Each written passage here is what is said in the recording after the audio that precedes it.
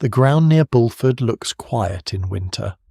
Low fields roll beneath a pale Wiltshire sky, and the wind moves across the chalk as if nothing here has changed for thousands of years.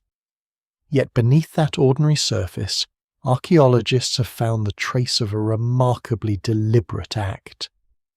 Around 2950 BCE, long before the great stones of Stonehenge rose on the horizon, people set two substantial wooden posts into the earth, roughly 120 metres apart. Their line appears to point toward the place where the midsummer sun rises and, in the opposite direction, where the midwinter sun sinks. The posts are gone.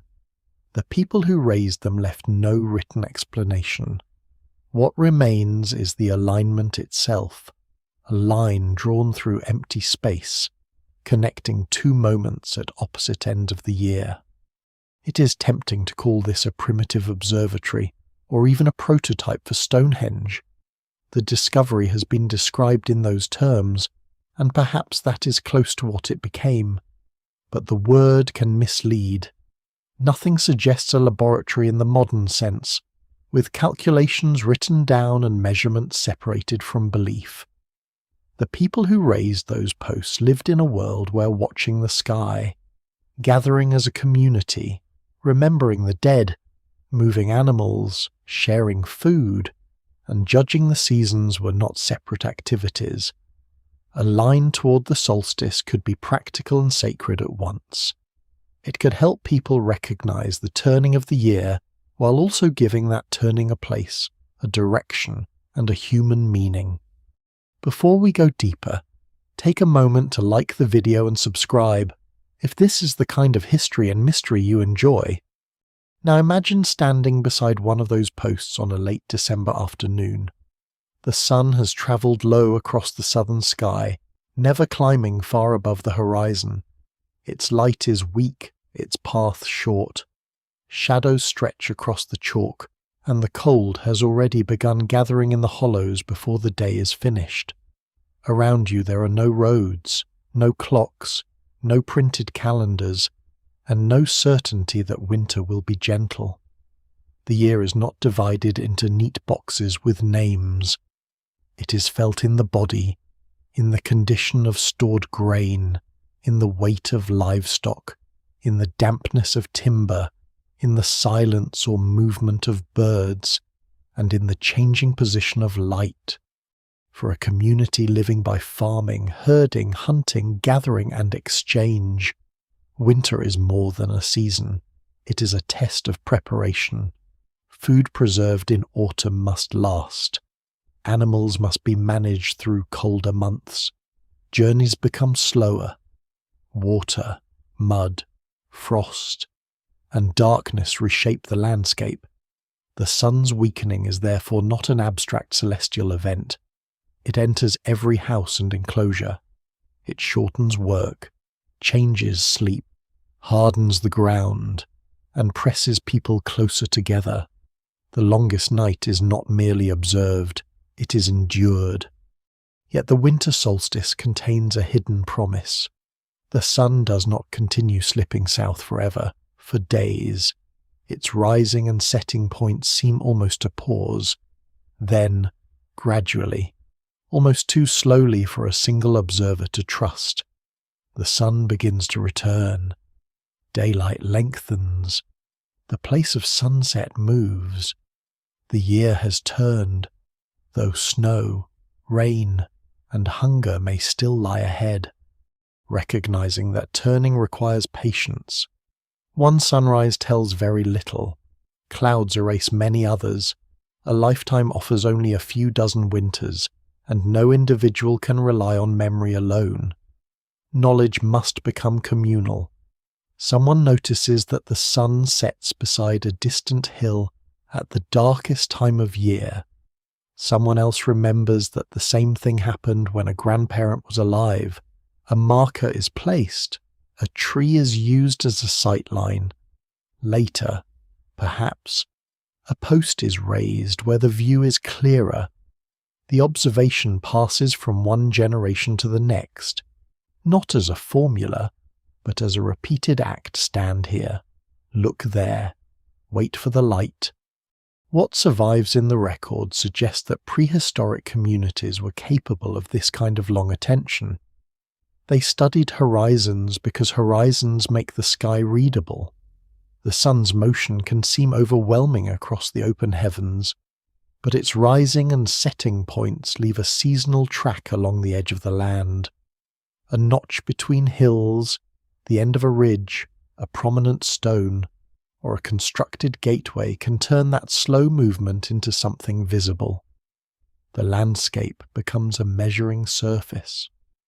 Memory is anchored to place. The Bulford posts are especially striking because of their simplicity. There is no massive ring of stone, no carved chamber, no monument dominating the countryside. There are only 2 points and the space between them. But simplicity does not mean insignificance. To position the posts, people had to choose the line, dig large pits, raise timbers, and maintain a shared understanding of what the arrangement meant, even if the alignment served more than one purpose. The apparent solstitial direction is difficult to dismiss as casual. Scholars still debate how such structures were used, how often people gathered around them, and whether the alignment was observed from one end, both ends, or from another position now lost. The evidence remains incomplete because wood decays, surfaces erode, and ceremonies leave fewer traces than buildings. Still, the discovery changes the emotional scale of the Stonehenge landscape. It tells us that the famous stones did not suddenly introduce the idea of a meaningful sky. Long before the Sarsens were shaped and lifted, people were already making solar directions visible. They were already turning an event in the heavens into an arrangement on the ground. Stonehenge emerges not as a single brilliant invention, but as part of a longer conversation between communities and the sun. That conversation may have begun even earlier. Near Stonehenge, large post holes dating back to the Mesolithic show that people mark this area thousands of years before the main stone monument. Their purpose is uncertain, and it would be careless to declare every ancient post a solar instrument. But the pattern matters. Certain places accumulated memory. A clearing became a meeting point. A post became a landmark. A landmark became part of a story. Generations returned, altered the ground, and inherited meanings they may not have fully understood themselves. This is one of the strangest qualities of prehistoric monuments. They are often older than the people who complete them. A community may build beside the remains of ancestors whose names are already forgotten. The monument grows through time, and with each change, old intentions are preserved, revised, or replaced. A solstice line may begin as a practical observation and later become a ceremonial axis. A place chosen for the sun may become a place for burial, feasting, alliance, or political authority. No single explanation fully accounts for this, because monuments are not frozen ideas. They live through repeated use. On the darkest evenings, however, one meaning remains difficult to escape. The sun is disappearing toward its lowest course, and people have chosen to mark where it goes, whether they fear its weakening, celebrate its endurance, or simply need to know when the year has turned. They refuse to let the moment pass without form. They place memory into timber. Later communities will place it into earth, stone, passageways, gateways, and entire ceremonial landscapes. The first science here is not a set of numbers, it is disciplined attention. The first calendar is not a page, it is a horizon revisited until its pattern becomes trustworthy. And the first monument may be nothing more than 2 posts standing against the winter sky, holding a line that exists only when the sun reaches the edge of the year. For the communities who watched that line of winter light, time was never an abstraction. It was stored in the body, in the soil, in the habits of animals, and in the shrinking margin between plenty and need. Long before days were numbered, the year announced itself through changes that could not be ignored. Morning frost hardened paths, wet ground slowed movement, herds altered their routes, trees released their leaves. Certain birds arrived while others vanished. Rivers swelled or narrowed. The air itself seemed to carry warnings. To live well in such a world meant learning to recognize not one sign, but many signs at once. The position of the sun was only part of a larger web. A community might judge the approach of winter from the shortening day, the ripening of particular plants, the condition of grazing land, the fattening of animals, or the appearance of stars at certain times of night. These observations were not always separated into astronomy, ecology, and weather. They belonged to one practical knowledge of survival.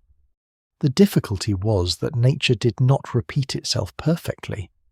One autumn could be wet, another dry. Frost might arrive early or delay for weeks.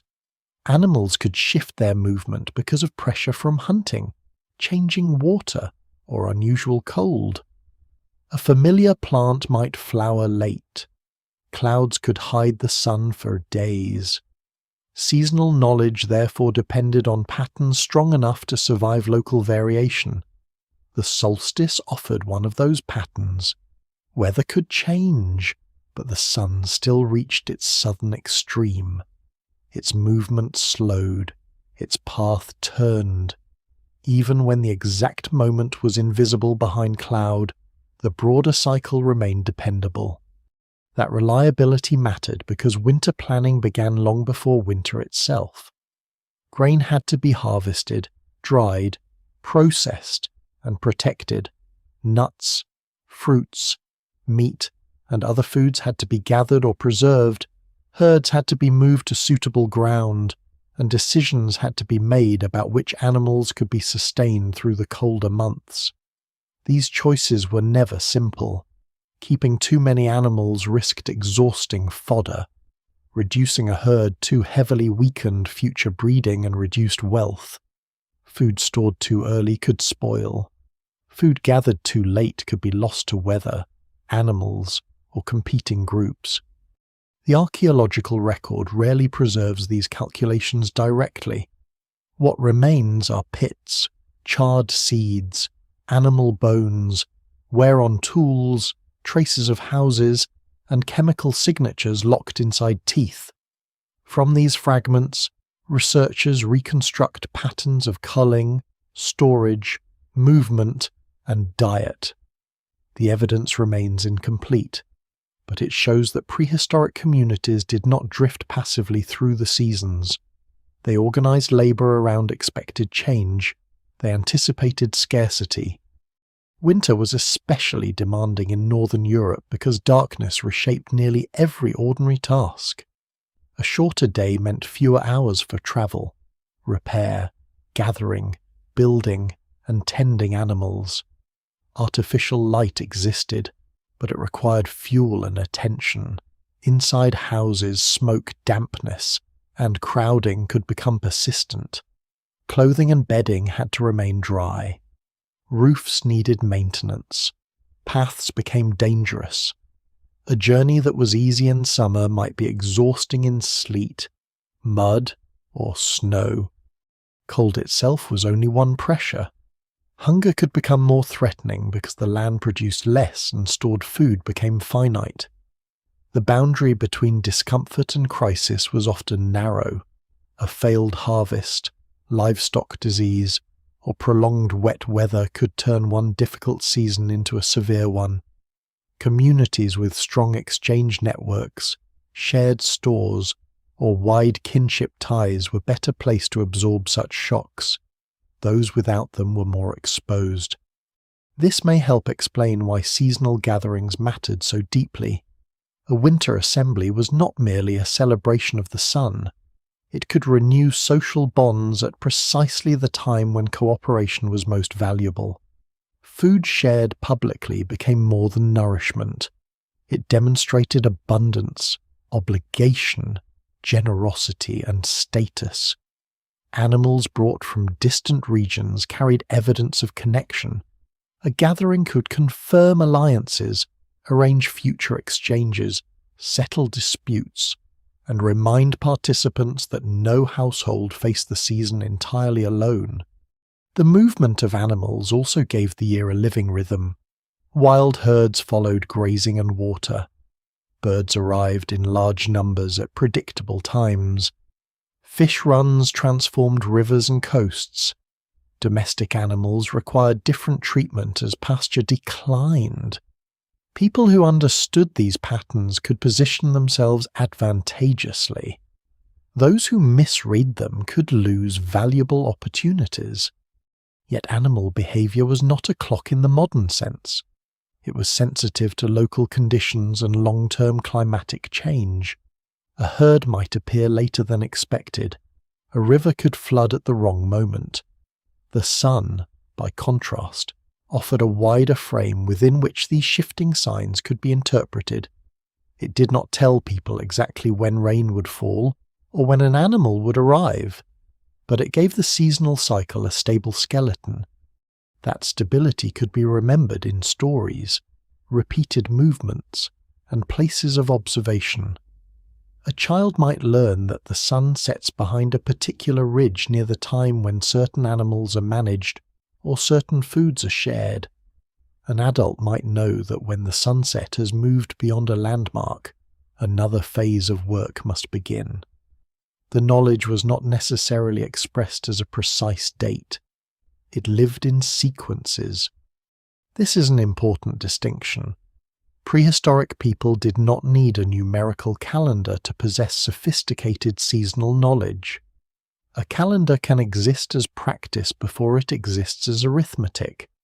It can be embodied in when people travel, gather, plant, slaughter, repair, fast, feast, or remember the dead. The year becomes ordered because the community acts differently at different points within it. Scholars still debate how formal such systems were. Some may have depended mainly on experienced specialists, others may have been widely shared. Certain observations could have belonged to ritual authorities, while practical seasonal knowledge remained distributed across households. No single model fits every community. What survives in the record suggests variation rather than one universal prehistoric calendar. Even so, the winter solstice possessed a special advantage. It marked an extreme.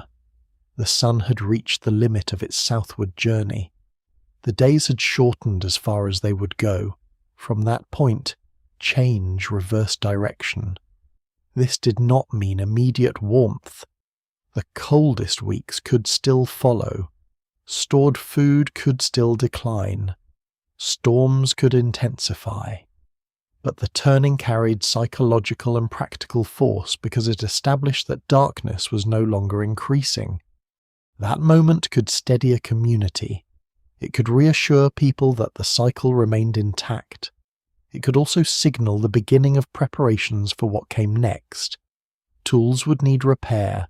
Seed would need protection. Herds would eventually move. Journeys and exchanges would resume more easily as light returned. The solstice was therefore both an ending and a beginning, a threshold between endurance and expectation. For people without written months, the year was not vague. It was dense with signs. The danger was not ignorance, but uncertainty. Clouds, weather, memory, and local variation could obscure the pattern. By tying the movement of the sun to fixed places, communities reduced that uncertainty. A post, a stone, a doorway, or a gap in the hills could hold the year still long enough to be recognized. Winter gave such observations their urgency. In summer, A mistake of several days might be inconvenient. In winter, poor timing could affect food, movement, livestock, and the ability of a group to gather safely. The darkest season demanded foresight. It rewarded those who remembered. And so the long night became more than an experience of cold. It became a point around which knowledge could be organized. The return of a light was watched because the consequences of missing the season were real. Long before calendars had names, the winter sky already carried instructions. The instructions carried by the winter sky were not written plainly. They had to be extracted from repetition, and repetition is difficult when the thing being watched moves by only a little each day. Near the solstice, the change becomes especially subtle. The sun rises slightly farther south, sets slightly farther south, and travels a lower arc across the sky. But as it approaches its extreme position, the daily shift slows until it can seem to stop altogether. The word solstice comes from a much later language, but its idea is ancient, the standing still of the sun. To a modern observer with tables, clocks, and astronomical software, the moment can be calculated precisely. To a prehistoric observer, it had to be recognized through patience. One day's sunrise could be hidden by mist, another might appear distorted by cloud or haze.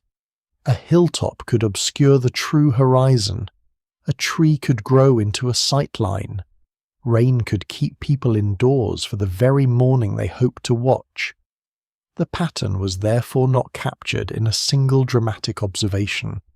It was built slowly from many imperfect mornings and evenings. Imagine a group returning year after year to the same place.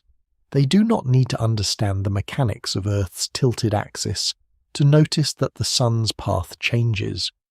In midsummer, it rises far to the northeast and sets far to the northwest, lingering for long hours. In winter, it appears in the southeast and disappears in the southwest after a short, low journey. Between those extremes, the rising and setting points migrate along the horizon. The land gives that motion a visible scale. This is why horizons matter so much. The sky alone offers few fixed references. The edge of the land provides them. A notch between hills can become a marker. A solitary ridge can divide one seasonal phase from another. The corner of a distant mound, the end of a woodland, or the profile of a rock can transform the sun's gradual movement into a sequence of recognizable positions. The horizon is not merely scenery.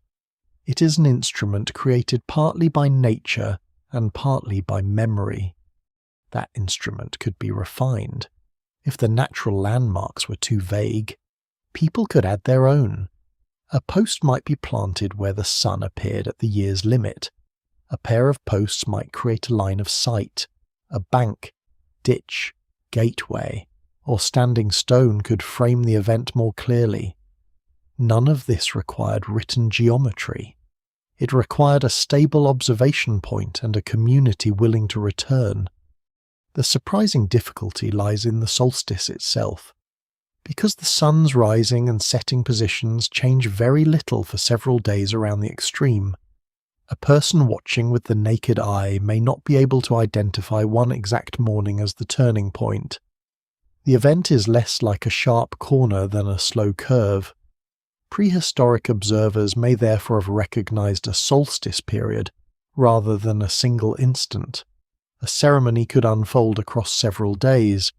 A gathering could be timed to the broad standstill, not to a mathematically exact second. This helps explain why claims of extraordinary precision must be treated carefully.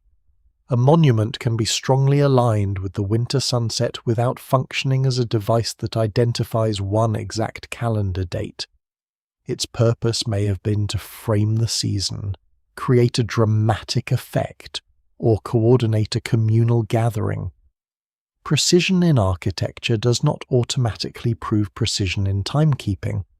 Scholars still debate how accurately particular monuments were intended to work and how much variation their builders accepted. The horizon itself also changes. Erosion lowers some features and builds others. Vegetation alters the view. Nearby structures rise and disappear. Even the apparent position of the sun is affected slightly by atmospheric refraction, especially close to the horizon. Modern researchers reconstruct ancient sightlines by combining excavation, survey, landscape modelling, and astronomical calculation, but the evidence remains incomplete. The view available 5,000 years ago was not always the view visible today. Yet the repeated pattern is unmistakable. Communities across widely separated regions learned to use sunrise and sunset extremes as seasonal anchors. This does not mean they shared one system or inherited a single ancient science. It means the sun offered the same broad regularity wherever people watched it, while each community interpreted that regularity through its own landscape, economy, and ritual life. The knowledge may have been carried by specialists, but it could also have been widely understood. A herder spending years outdoors would notice the changing light. A farmer would understand the relation between season and shadow. A builder aligning a doorway might know where the sun enters at certain times of year. A ritual leader could preserve and dramatize observations that many others recognized in practical form. The distinction between expert and ordinary knowledge may have been far less rigid than it is in modern institutions. Memory remained the central challenge. A single person can compare one winter with the next, but reliable knowledge over generations requires social transmission. The observation must become repeatable enough to survive the death of the observer. This can happen through teaching, ceremony, story, and place. A marker is powerful because it reduces the burden on memory. Instead of remembering the entire sky, people remember where to stand and where to look. The act of returning may itself have strengthened the observation. Each year, the community gathers at the same location. Elders point out the line. Younger observers watch the sun approach it. The place becomes associated with expectation. If cloud hides the moment, the ritual still preserves the pattern. Over time, the structure may acquire meanings beyond its original use. It may become linked with ancestors, origins, authority, or the renewal of social bonds. There is also a deeper psychological transformation in this process. The sun is no longer only something that happens overhead. Its movement becomes predictable. The darkest season is no longer an uncontrolled descent into longer night. It has a limit.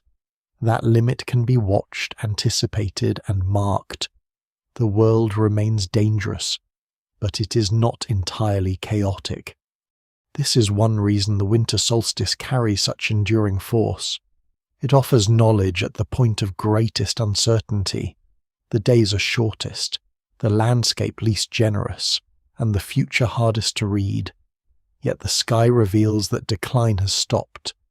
The light will return, not because people command it, but because they have learned the pattern well enough to trust it. No single observation created that trust. It accumulated through countless small acts, noticing where the sun touched a hill, comparing one year with another, correcting a mistaken memory, rebuilding a fallen post, teaching the line to someone younger, and gathering again when the shadows lengthened.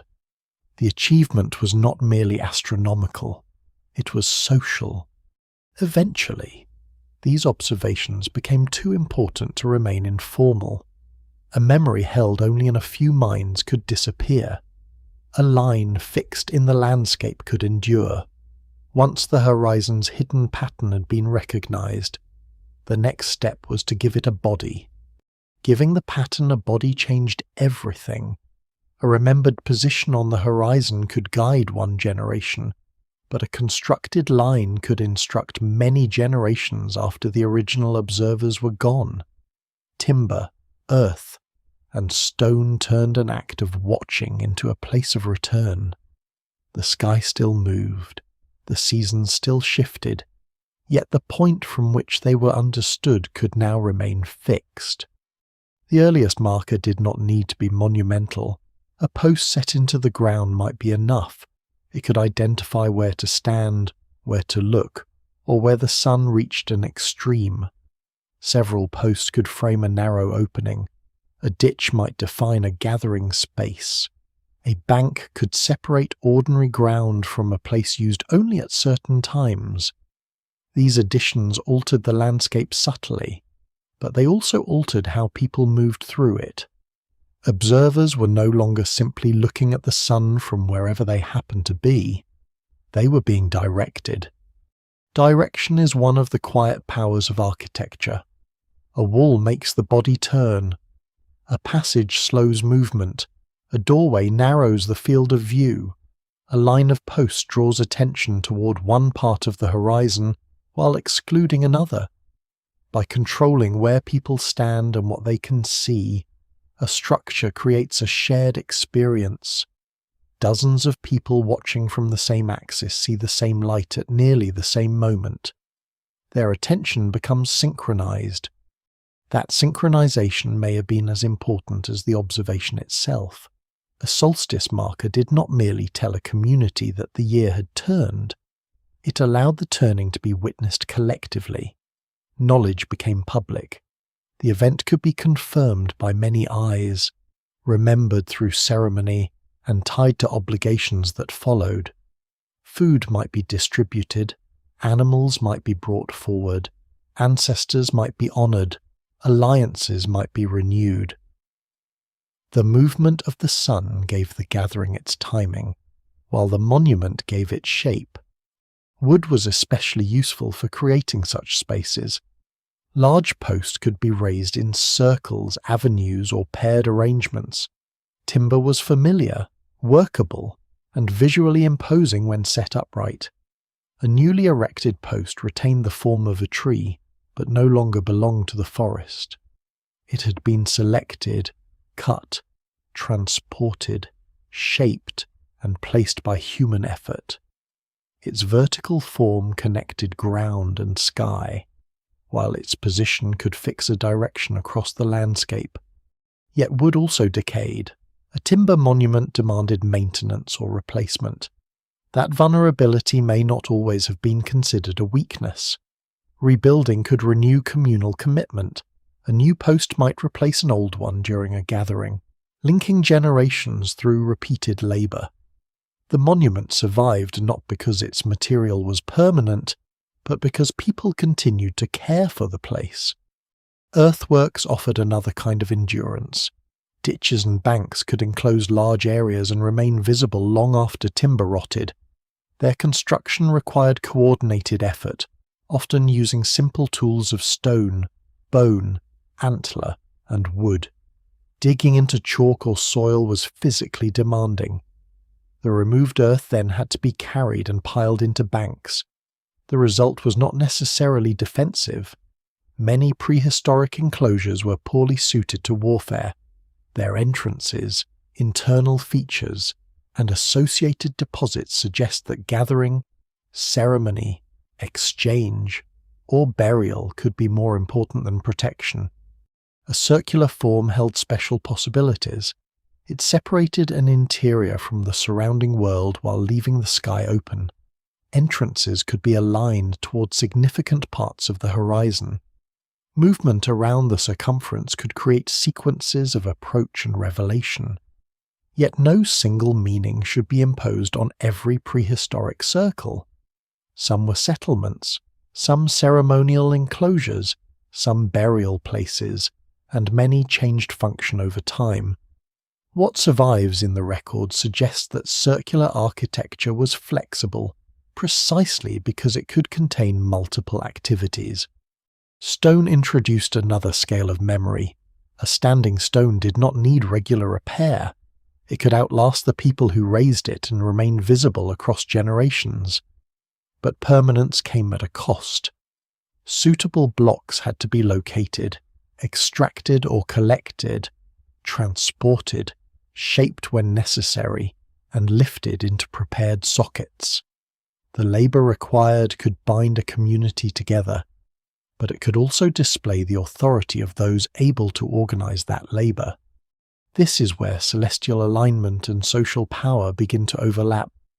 A monument that frames the winter sunset can express knowledge of the sky, but it also demonstrates control over land, materials, and people.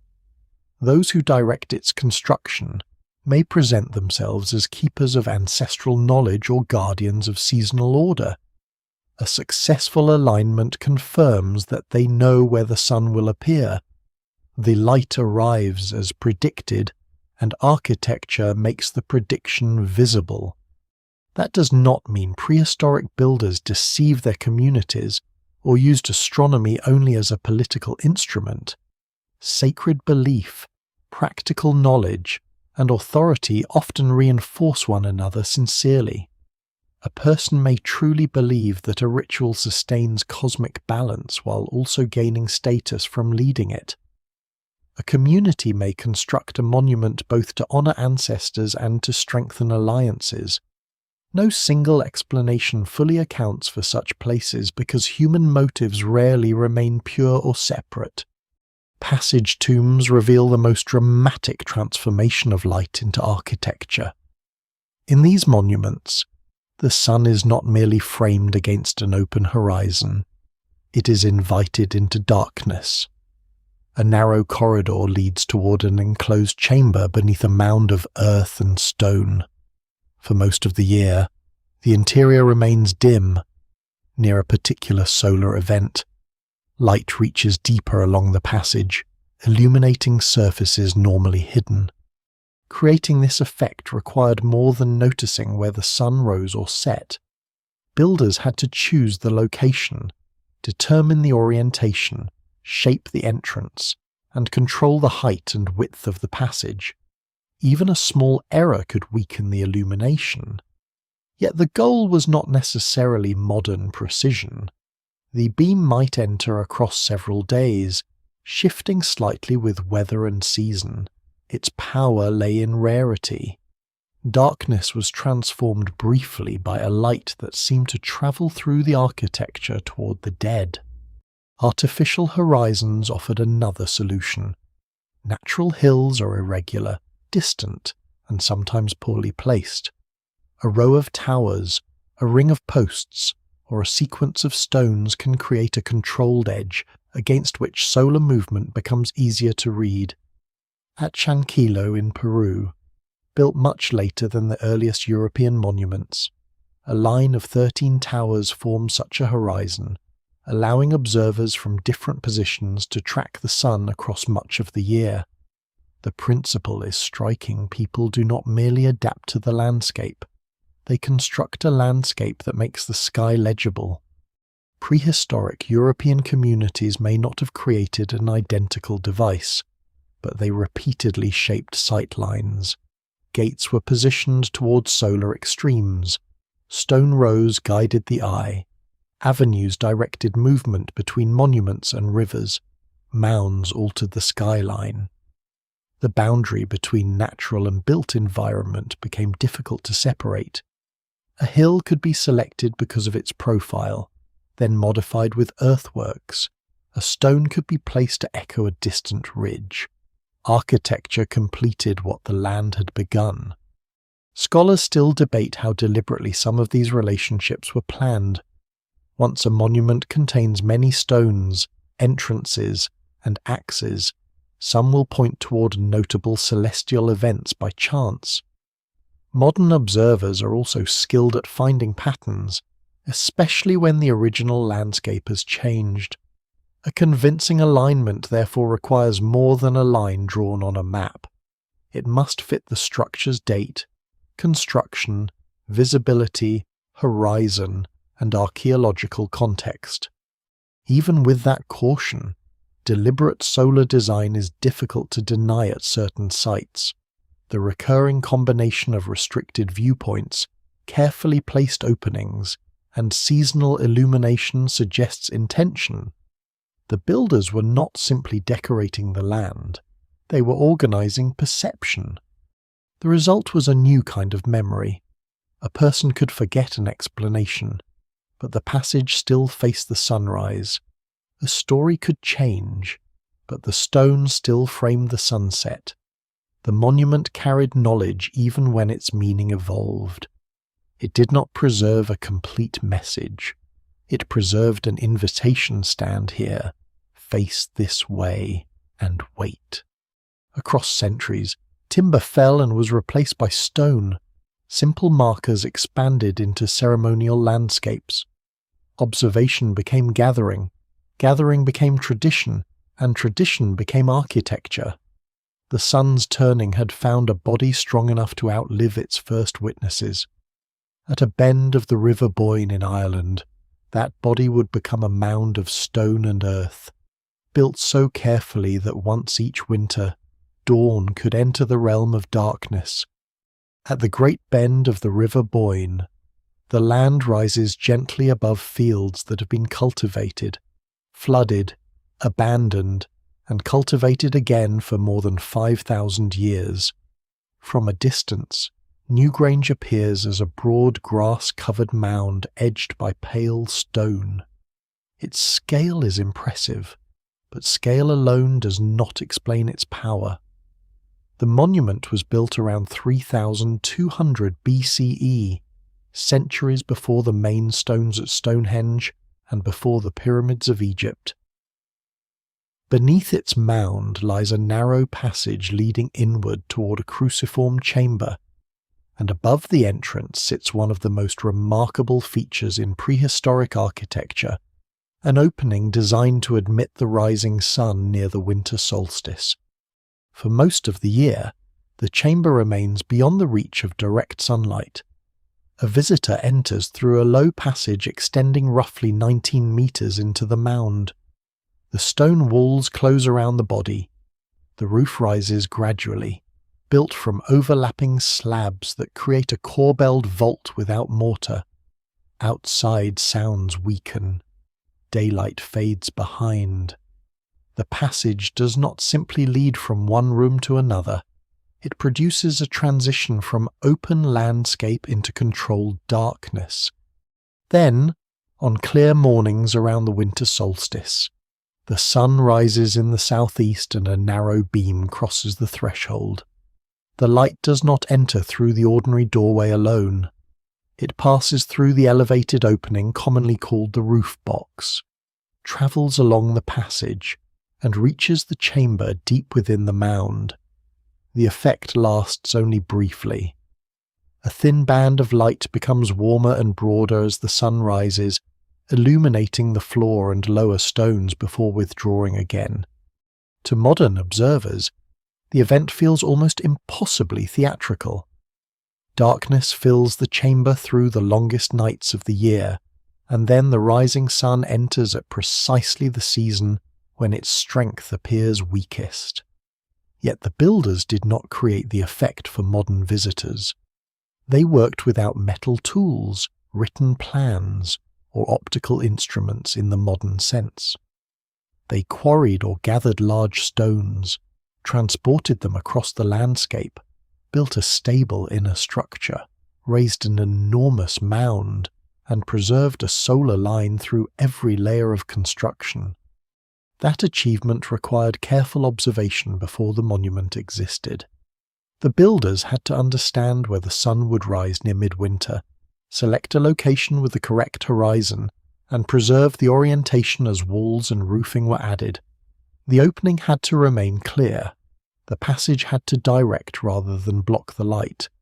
Even if the effect originally extended across several mornings rather than identifying one mathematically exact date, the intention is difficult to dismiss. Newgrange does not function like a clock that tells the hour, nor does it provide a complete yearly calendar. It captures one seasonal threshold and magnifies it. The architecture takes an event visible to everyone outside and delivers it into a place normally hidden from the sky. The rising sun is transformed from a broad environmental fact into an intimate experience, available only from a particular position inside the monument. Who was allowed to witness it remains unknown. The chamber is not large enough to hold an entire community. Perhaps only a small group entered while others gathered outside. Perhaps certain individuals carried responsibility for ritual, memory, or care of the dead. Perhaps access changed over generations. The evidence remains incomplete, and the monument's long life makes a single answer unlikely. Human remains found within passage tombs connect these structures with the dead, though preservation, disturbance, and early excavation complicate the record. Newgrange belonged to a wider funerary landscape at Brúnaboyne that includes the great mounds of Noth and Douth, along with smaller tombs, enclosures, standing stones, and later features. It was not an isolated machine built only to observe sunrise. It stood within a landscape where communities buried selected remains, carved stone, gathered, travelled, and returned over long periods. The carved designs are among the most distinctive traces of that world. Spirals, circles, arcs, lozenges, parallel lines, and other geometric forms cover stones around the mound and within the passage. Some were placed where they could be seen easily.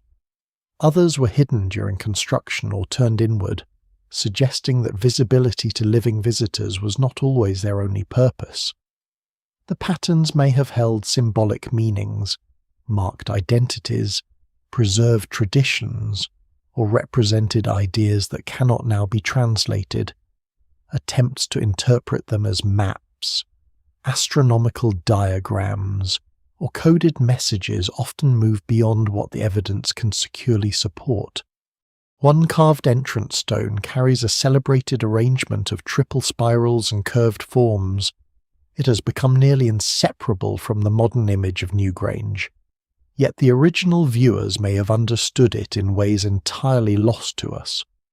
What survives in the record suggests a culture deeply invested in repetition, rhythm, and the transformation of stone surfaces, whether those designs echoed solar movement, water, life cycles, altered states, journeys, or several meanings at once remains debated.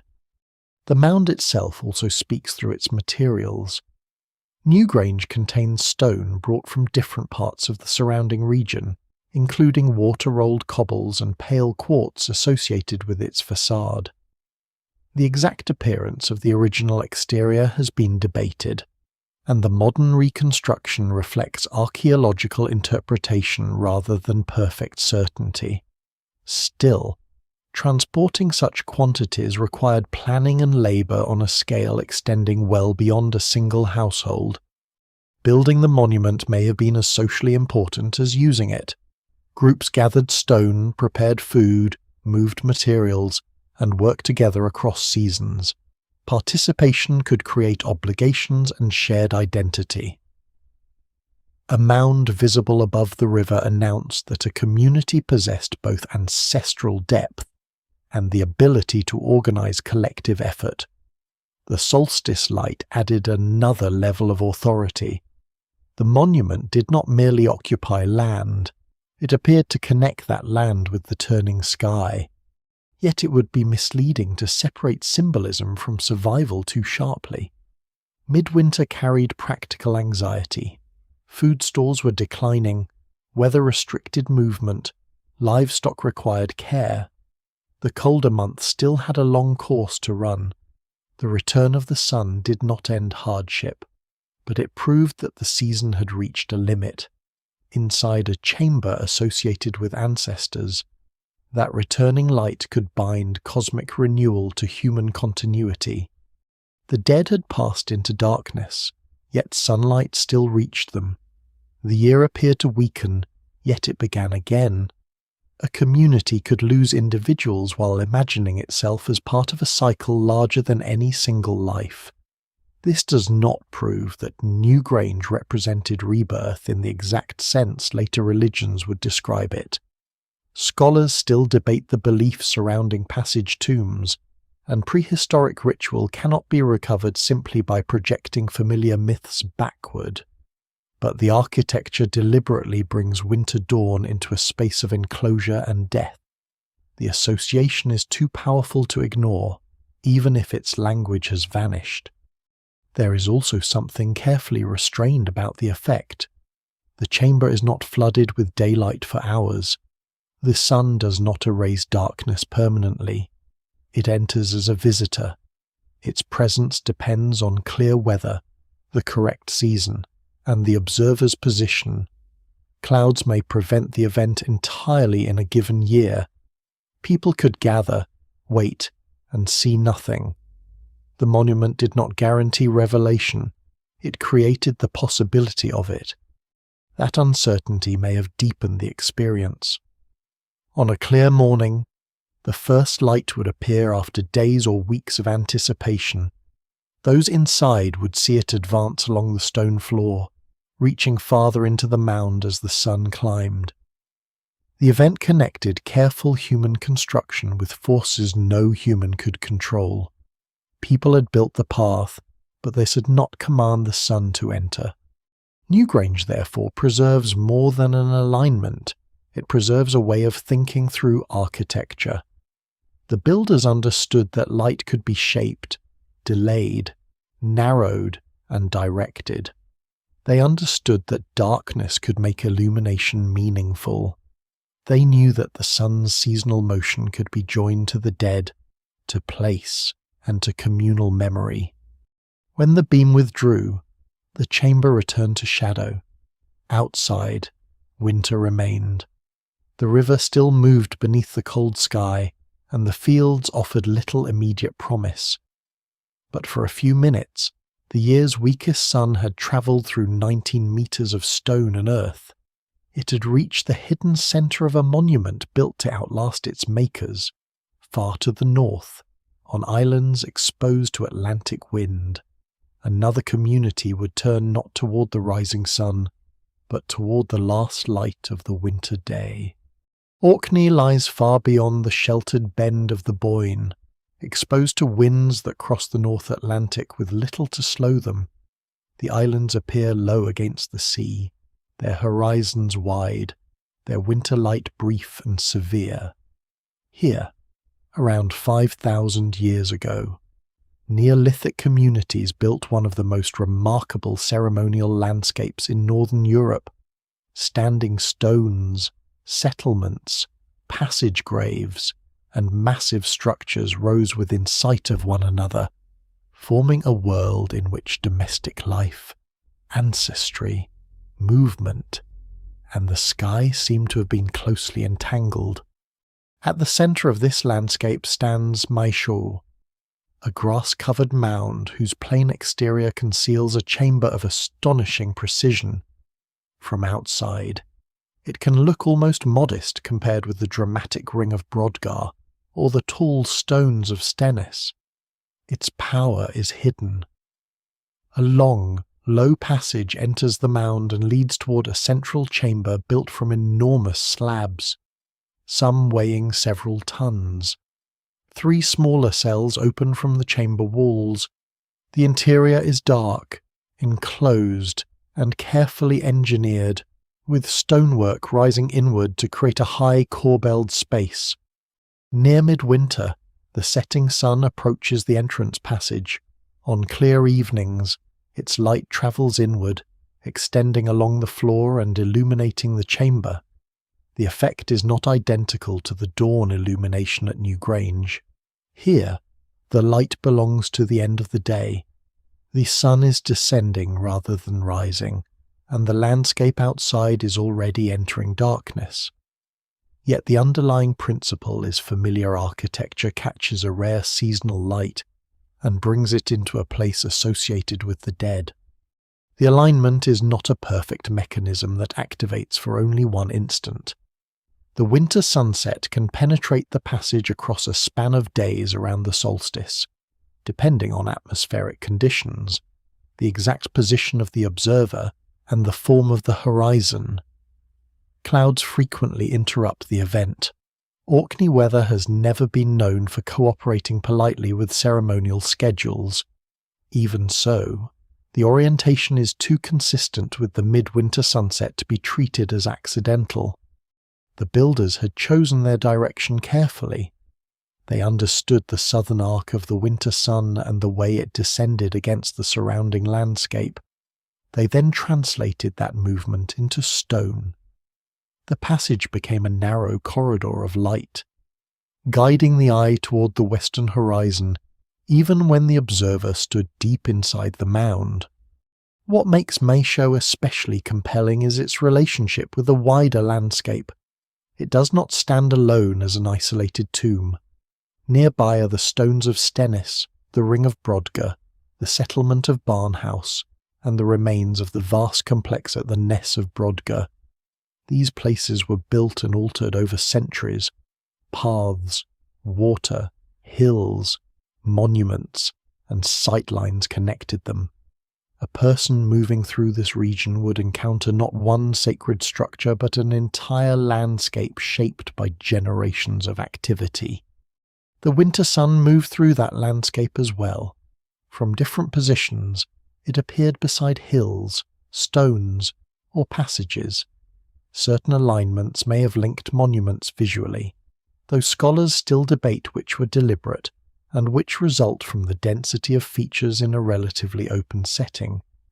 The evidence remains incomplete because many structures have eroded, vanished, or remain unexcavated.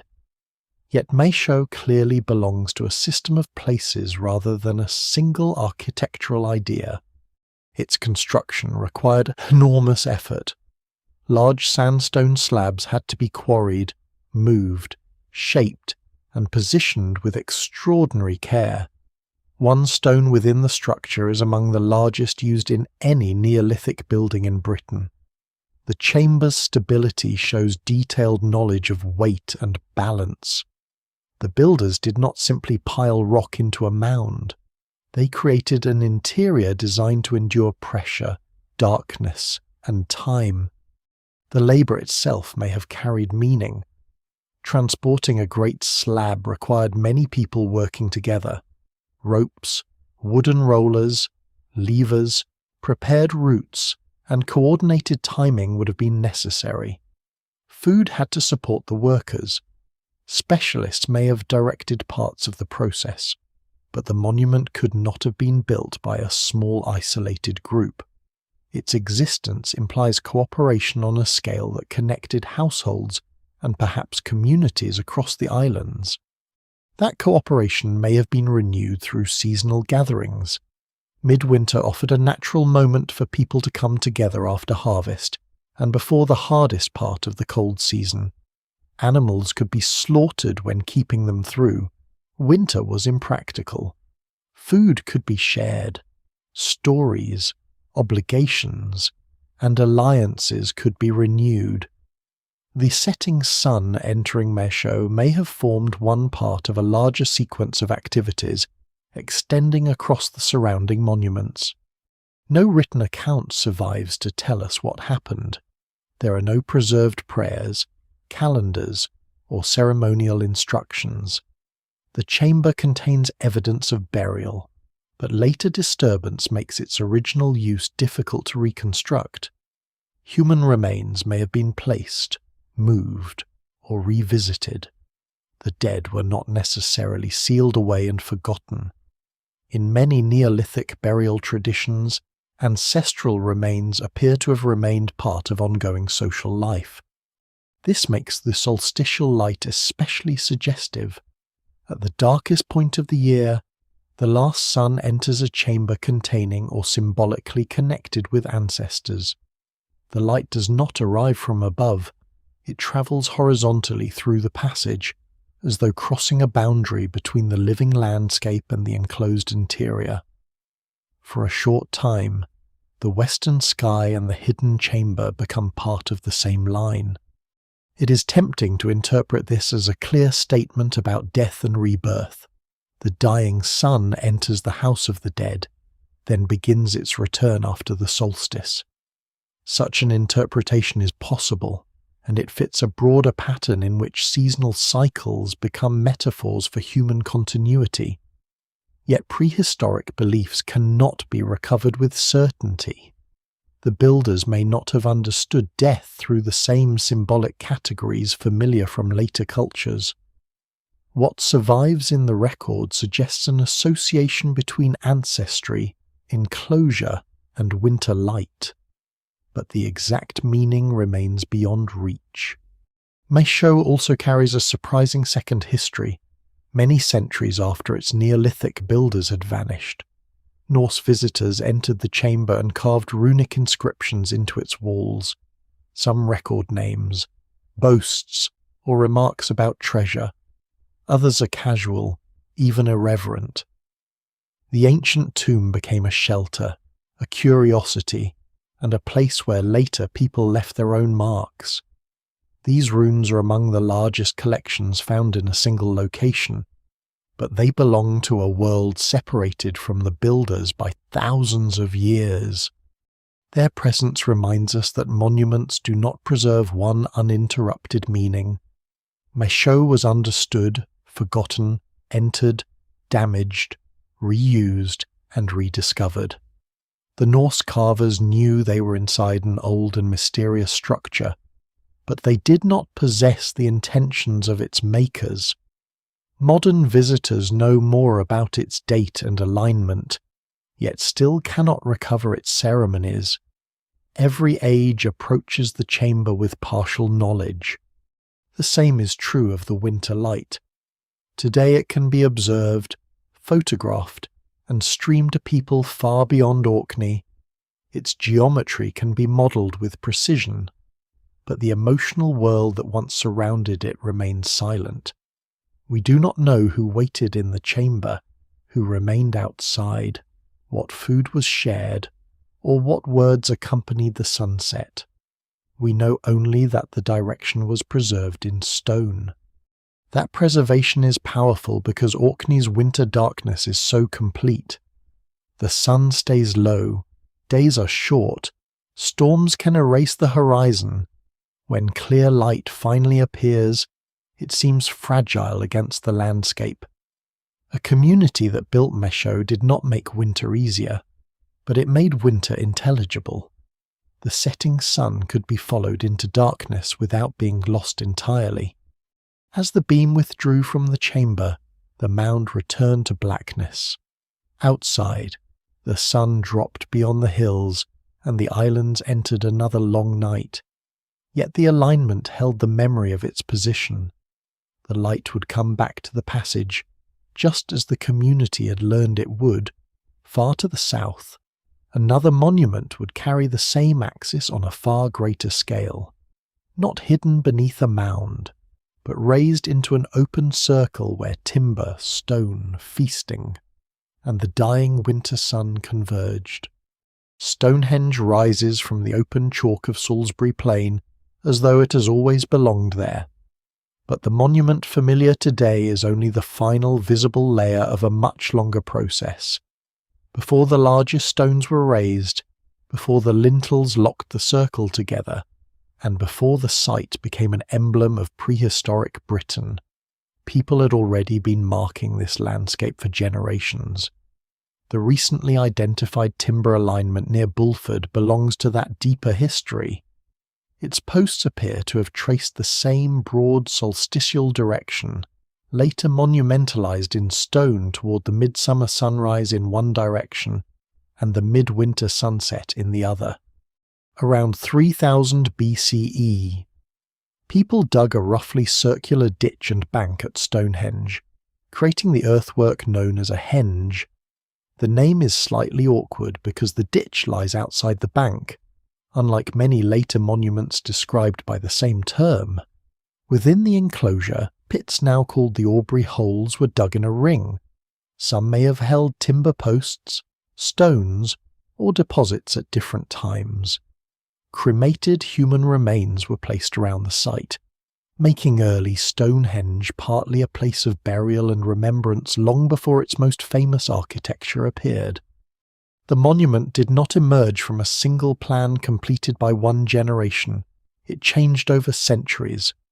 Stones were brought in, moved, rearranged, and sometimes removed. The smaller bluestones came from western Britain, especially the Preseli region of Wales, over distances that would have required extraordinary organisation. Later, around 2500 BCE, enormous sarsen stones from the wider Wiltshire landscape were shaped and raised into a circle with horizontal lintels. Inside stood the taller trilithons, pairs of uprights supporting massive crosspieces and arranged in a horseshoe open toward the northeast. This architecture created an unmistakable axis. Looking outward through the open side of the horseshoe, the line points broadly toward the place where the sun rises near midsummer. Looking in the opposite direction, through the monument's centre, it points toward the setting sun near midwinter.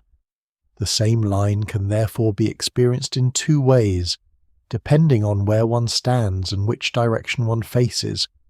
Modern celebrations often emphasize the summer sunrise. Crowds gather before dawn, waiting for the sun to appear near the heelstone beyond the circle. The spectacle is dramatic, and the long summer light suits a public festival.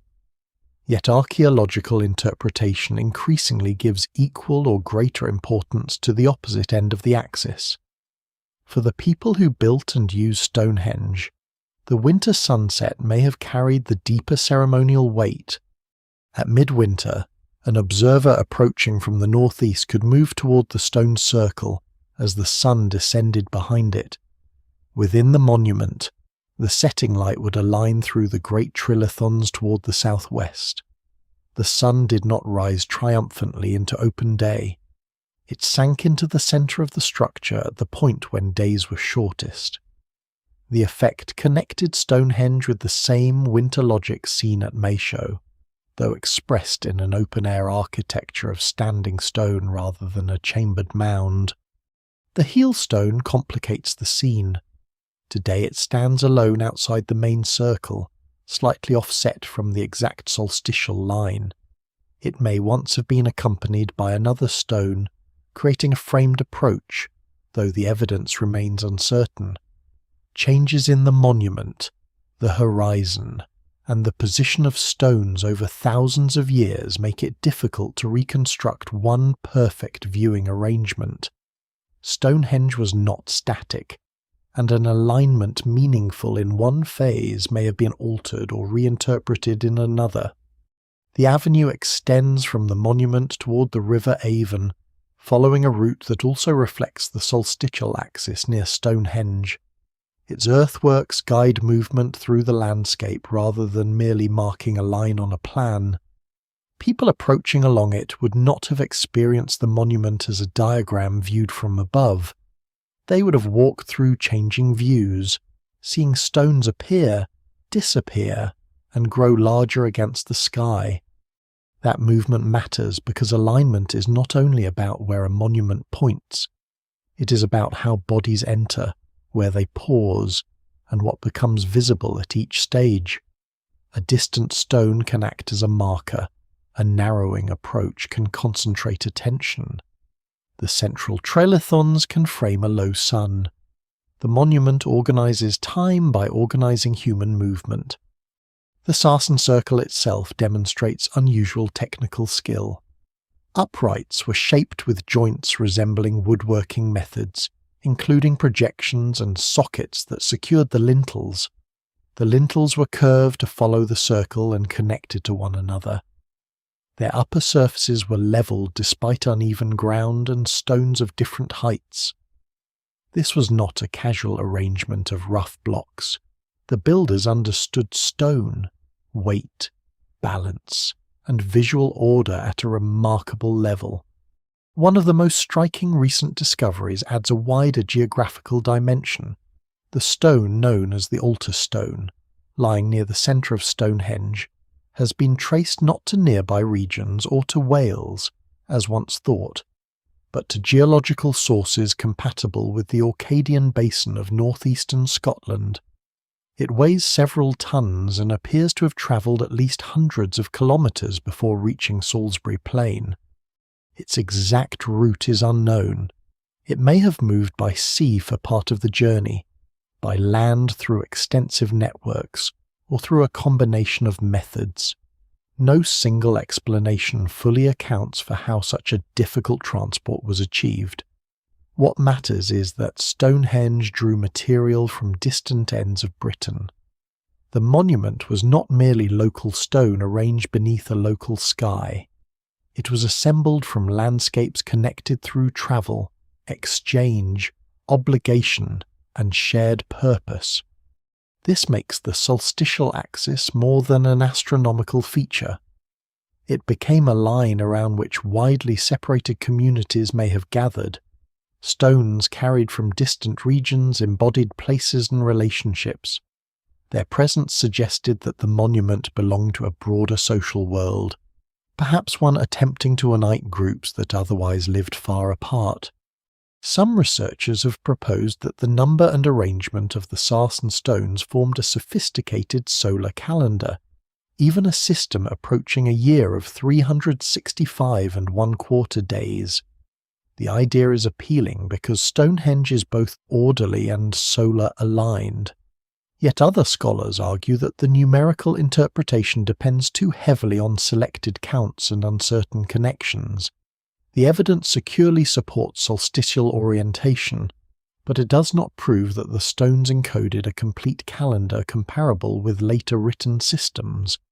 Stonehenge may not have needed to count every day. Its power lay in identifying a threshold. The year's most extreme sunlight was framed by architecture, gathering, and memory.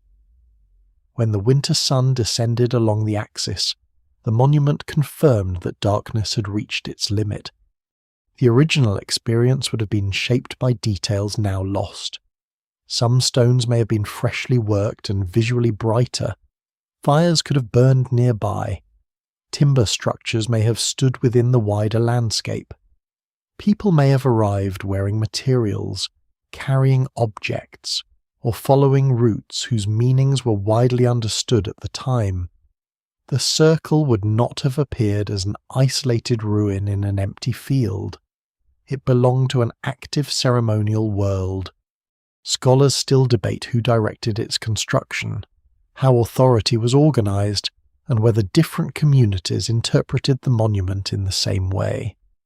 The stones were rearranged over time, suggesting that meaning remained negotiable. One generation inherited the work of another and altered it. A burial place became a stone complex.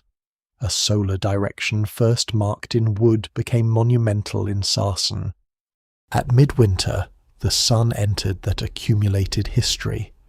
It passed down an axis already ancient by the time the final stones were raised. It touched materials drawn from Wales, Scotland, and southern Britain. It illuminated a structure made not by one people in one moment, but by generations who repeatedly returned to the same ground. The dying sun did not disappear into emptiness. It sank through a monument crowded with memory. And around that monument, the archaeological traces suggest that people were not standing in silence. They were arriving with animals, food, tools, obligations, and stories, turning the darkest season into one of the largest gatherings prehistoric Britain had ever known. The gatherings around Stonehenge were not confined to the stone circle itself. A short distance away, near the River Avon, stood Durrington Walls, a vast earthwork enclosing houses, timber structures, working areas, and spaces where large numbers of people appear to have assembled.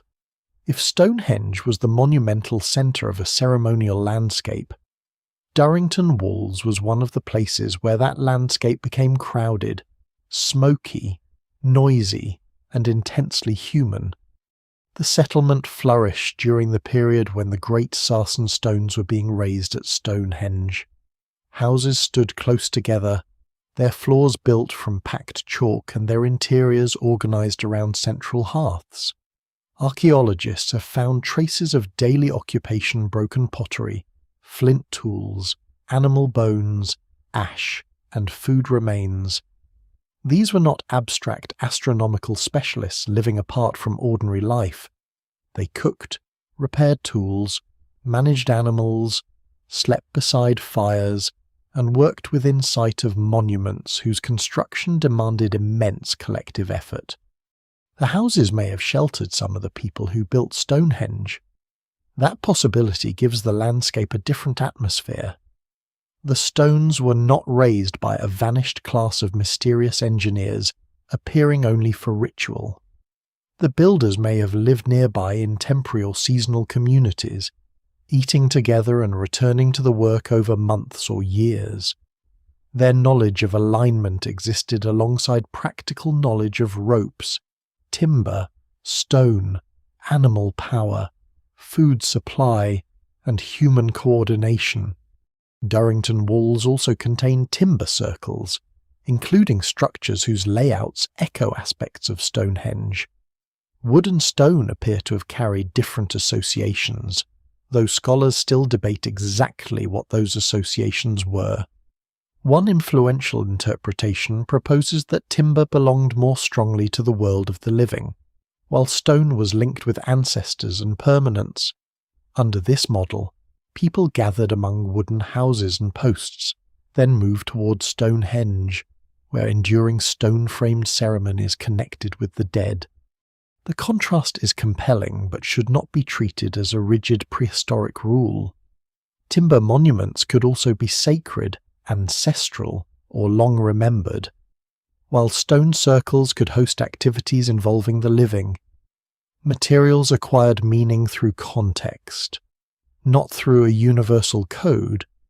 Even so, the movement between Durrington walls, the river, and Stonehenge suggests that different parts of the landscape supported different experiences. The River Avon may have served as more than a physical boundary. Roots connected the monuments with the water, creating a possible ceremonial journey through the landscape. People could move from timber structures toward the river, follow its course, and approach Stonehenge along the avenue. Water, wood, earth, and stone would then form stages in a carefully organized passage. Whether every gathering followed the same route is unknown. No written ritual sequence survives, and the earthworks were used over long periods. Yet architecture repeatedly guides movement in this landscape. Entrances, avenues, riverbanks, and monument axes direct bodies along particular lines. The solstitial orientation was therefore experienced through walking as well as watching. At Durrington walls, the strongest evidence for seasonal gathering comes from food. Vast quantities of pig bones have been recovered, many bearing signs of roasting, cooking, and consumption. Some animals were slaughtered at ages consistent with midwinter feasting, after being raised through the warmer months. Their remains suggest meals far larger than those of an ordinary household. Pigs were particularly suitable for such occasions. They could be raised relatively quickly, fed on varied resources, and brought together for slaughter when winter made continued maintenance costly. A large pig feast converted months of labour into a dramatic display of abundance. Meat could be distributed widely, strengthening obligations and allowing hosts to demonstrate generosity, wealth, or influence. The bones also preserve a surprising story of movement. Isotopic analysis of animal teeth indicates that many pigs were not raised locally. They came from different geological regions across Britain, some perhaps from very distant areas. People appear to have travelled toward the Stonehenge landscape bringing animals with them, rather than simply acquiring all their food nearby. This means a midwinter gathering may have begun weeks before anyone reached Salisbury Plain. Families or delegations prepared animals, supplies, clothing, and tools for the journey. Routes crossed rivers, uplands, forests, and territories associated with other communities. In poor weather, movement could be slow and difficult. Bringing a pig over a long distance was hardly the most convenient method of attending a feast. Its very inconvenience may have mattered. The animal represented the contribution of the travellers and the land from which they came. As groups converged on Durrington walls, the settlement would have changed rapidly. Houses filled, hearths burned for longer, animals crowded into temporary enclosures, pottery vessels carried food and drink, smoke drifted across the chalk. Old relationships were renewed, and unfamiliar faces appeared among the gathered communities. The event was not only a meal, but a concentration of people who normally lived far apart. Such assemblies could perform many functions at once. Labour for monument building could be organised. Marriage partnerships and alliances might be negotiated. News and technical knowledge could travel. Disputes could be addressed under the pressure of public scrutiny. Valuable materials, animals, and crafted objects could change hands. Ritual did not interrupt social life, it intensified it. The feast itself may have been deliberately excessive. Some animal bones suggest that portions of meat were not completely consumed. In everyday conditions, waste would be costly, but at a ceremonial gathering, abundance could be demonstrated through the ability to provide more than was strictly needed. Bones were discarded in large quantities, creating archaeological deposits that still record the scale of consumption. Preparation required work that remains less visible than the feast. Animals had to be managed and slaughtered, fuel had to be gathered, meat had to be butchered and cooked, water had to be carried, vessels needed cleaning and repair, sleeping spaces had to be shared or constructed. Large gatherings depend on layers of labour that monumental narratives often overlook. The darkest season made this collective effort especially meaningful. Winter restricted travel, yet people came anyway.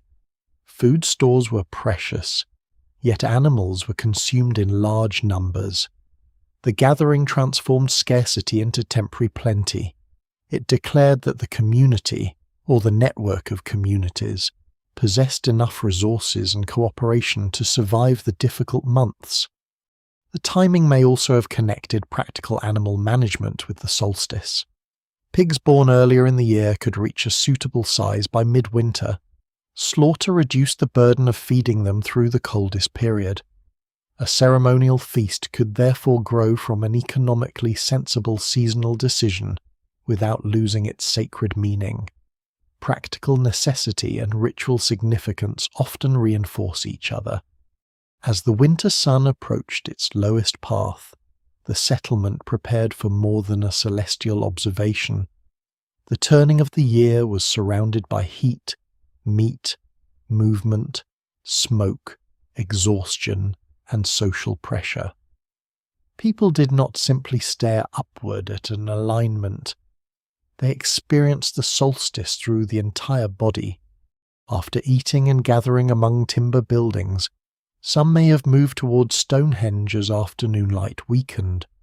The journey led away from houses and hearths toward a monument of stone. Along the avenue, the circle emerged against the horizon. The sun descended toward the southwest, entering the axis marked centuries earlier in timber and later fixed with enormous sarcens. The contrast must have been powerful. Behind lay the warmth and noise of the living settlement. Ahead stood stones associated with deeper time, burial, and ancestry. The setting sun connected both worlds. It gave the feast a cosmic frame and the monument a human crowd. No single explanation fully accounts for the gatherings. They may have supported construction, pilgrimage, political alliance, ancestor rites, seasonal slaughter, or all of these together. The archaeological evidence reveals behaviour more clearly than belief. People travelled long distances, they brought animals, they lived near timber monuments, they ate on an exceptional scale. They moved through a landscape aligned with winter light. The solstice was therefore not a private discovery made by one watcher on a hill. It became a social event sustained by roads, animals, rivers, houses, and collective memory. The sun's turning could be seen in the sky, but its meaning was produced on the ground, where communities gathered to prove that even in the darkest part of the year, they were still connected. The people who gathered around the winter fires did not need written numbers to know that the sun was moving. They needed a place to stand, a point to watch, and enough patience to compare one day with another. Their methods were simple in material but demanding in practice. A single observation meant almost nothing. Accuracy grew from repetition.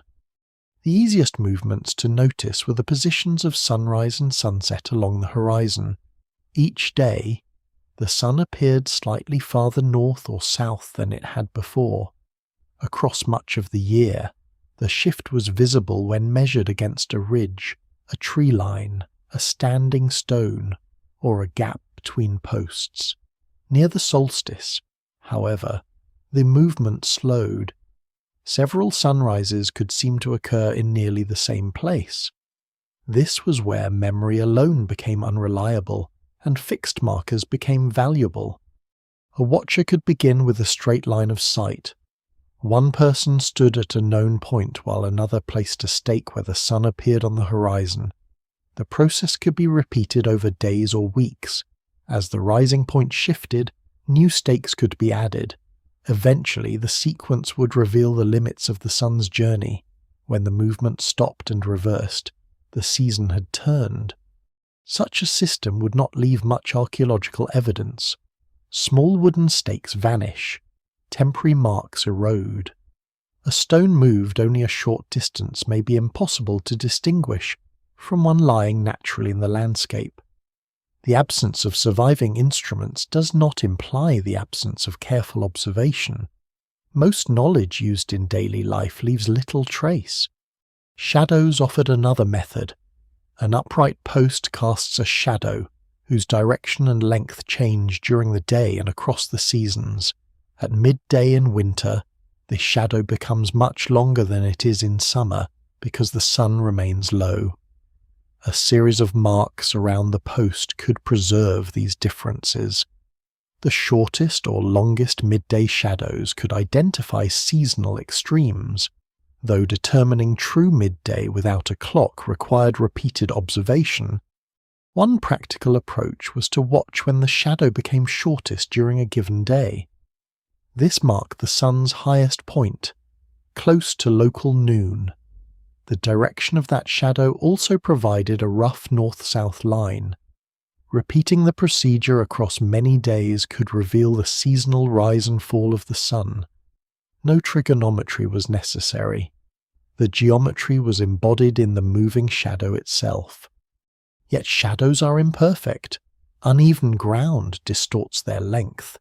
A post leaning slightly changes the result. Clouds erase the observation. The edge of a shadow is rarely sharp, especially when the sun is low.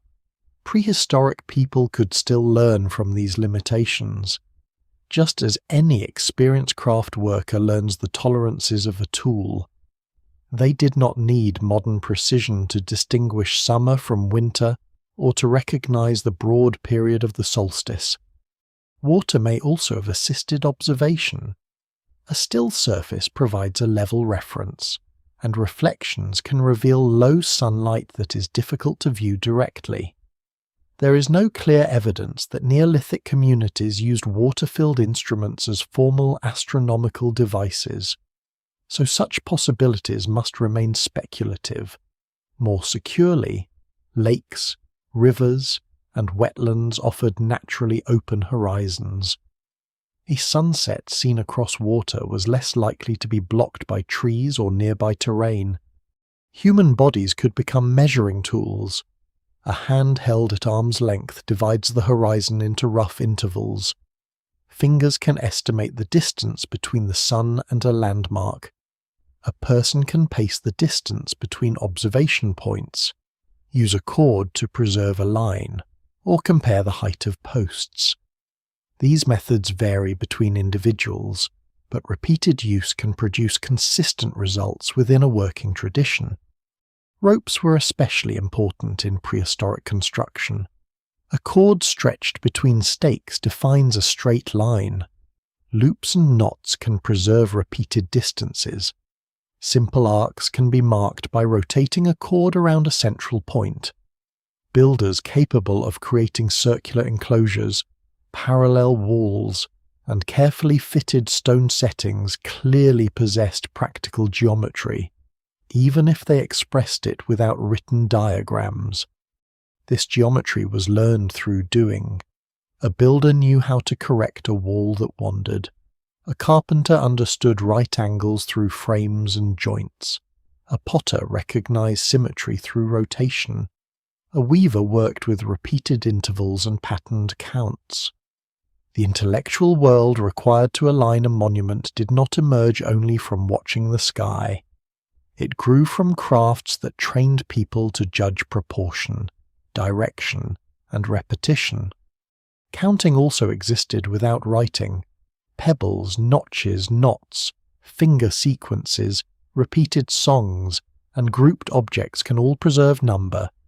Archaeologists cannot usually determine which methods a particular community used. A row of 30 stones does not automatically represent 30 days, and a ring of posts should not be treated as numerical code merely because its elements can be counted. Still, oral societies are fully capable of managing complex numerical information. The difficulty is that modern observers often search for hidden calendars in every repeated feature. If a monument contains 12 stones, it is linked to months. If it contains 28, it is linked to the moon. If 30, then days. With enough structures and enough possible cycles, coincidences are inevitable. Scholars remain cautious because a convincing interpretation must explain not only the number, but also the archaeological context, the building sequence, missing elements, and evidence that the count was intentionally maintained. Stonehenge illustrates this problem.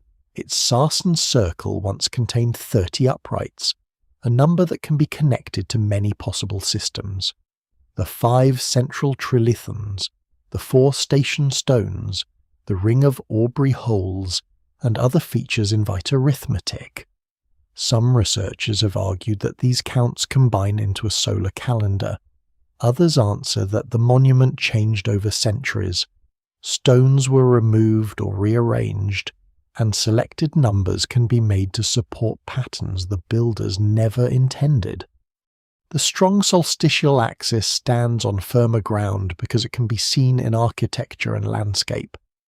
The claim that the monument calculated every day of the year requires far more assumptions. A community can care deeply about the winter turning without counting 365 days. It may organize time around seasonal intervals, lunar phases, ecological signs, and major gatherings rather than a single uniform annual system. The moon may have helped divide shorter periods. Its phases are visible and repeat regularly, making them useful for remembering nights and coordinating events. Yet 12 lunar cycles do not fit neatly into the solar year. Without periodic adjustment, a lunar calendar drifts through the seasons. Some prehistoric societies may have tracked both cycles and corrected them through observation, but direct evidence is scarce.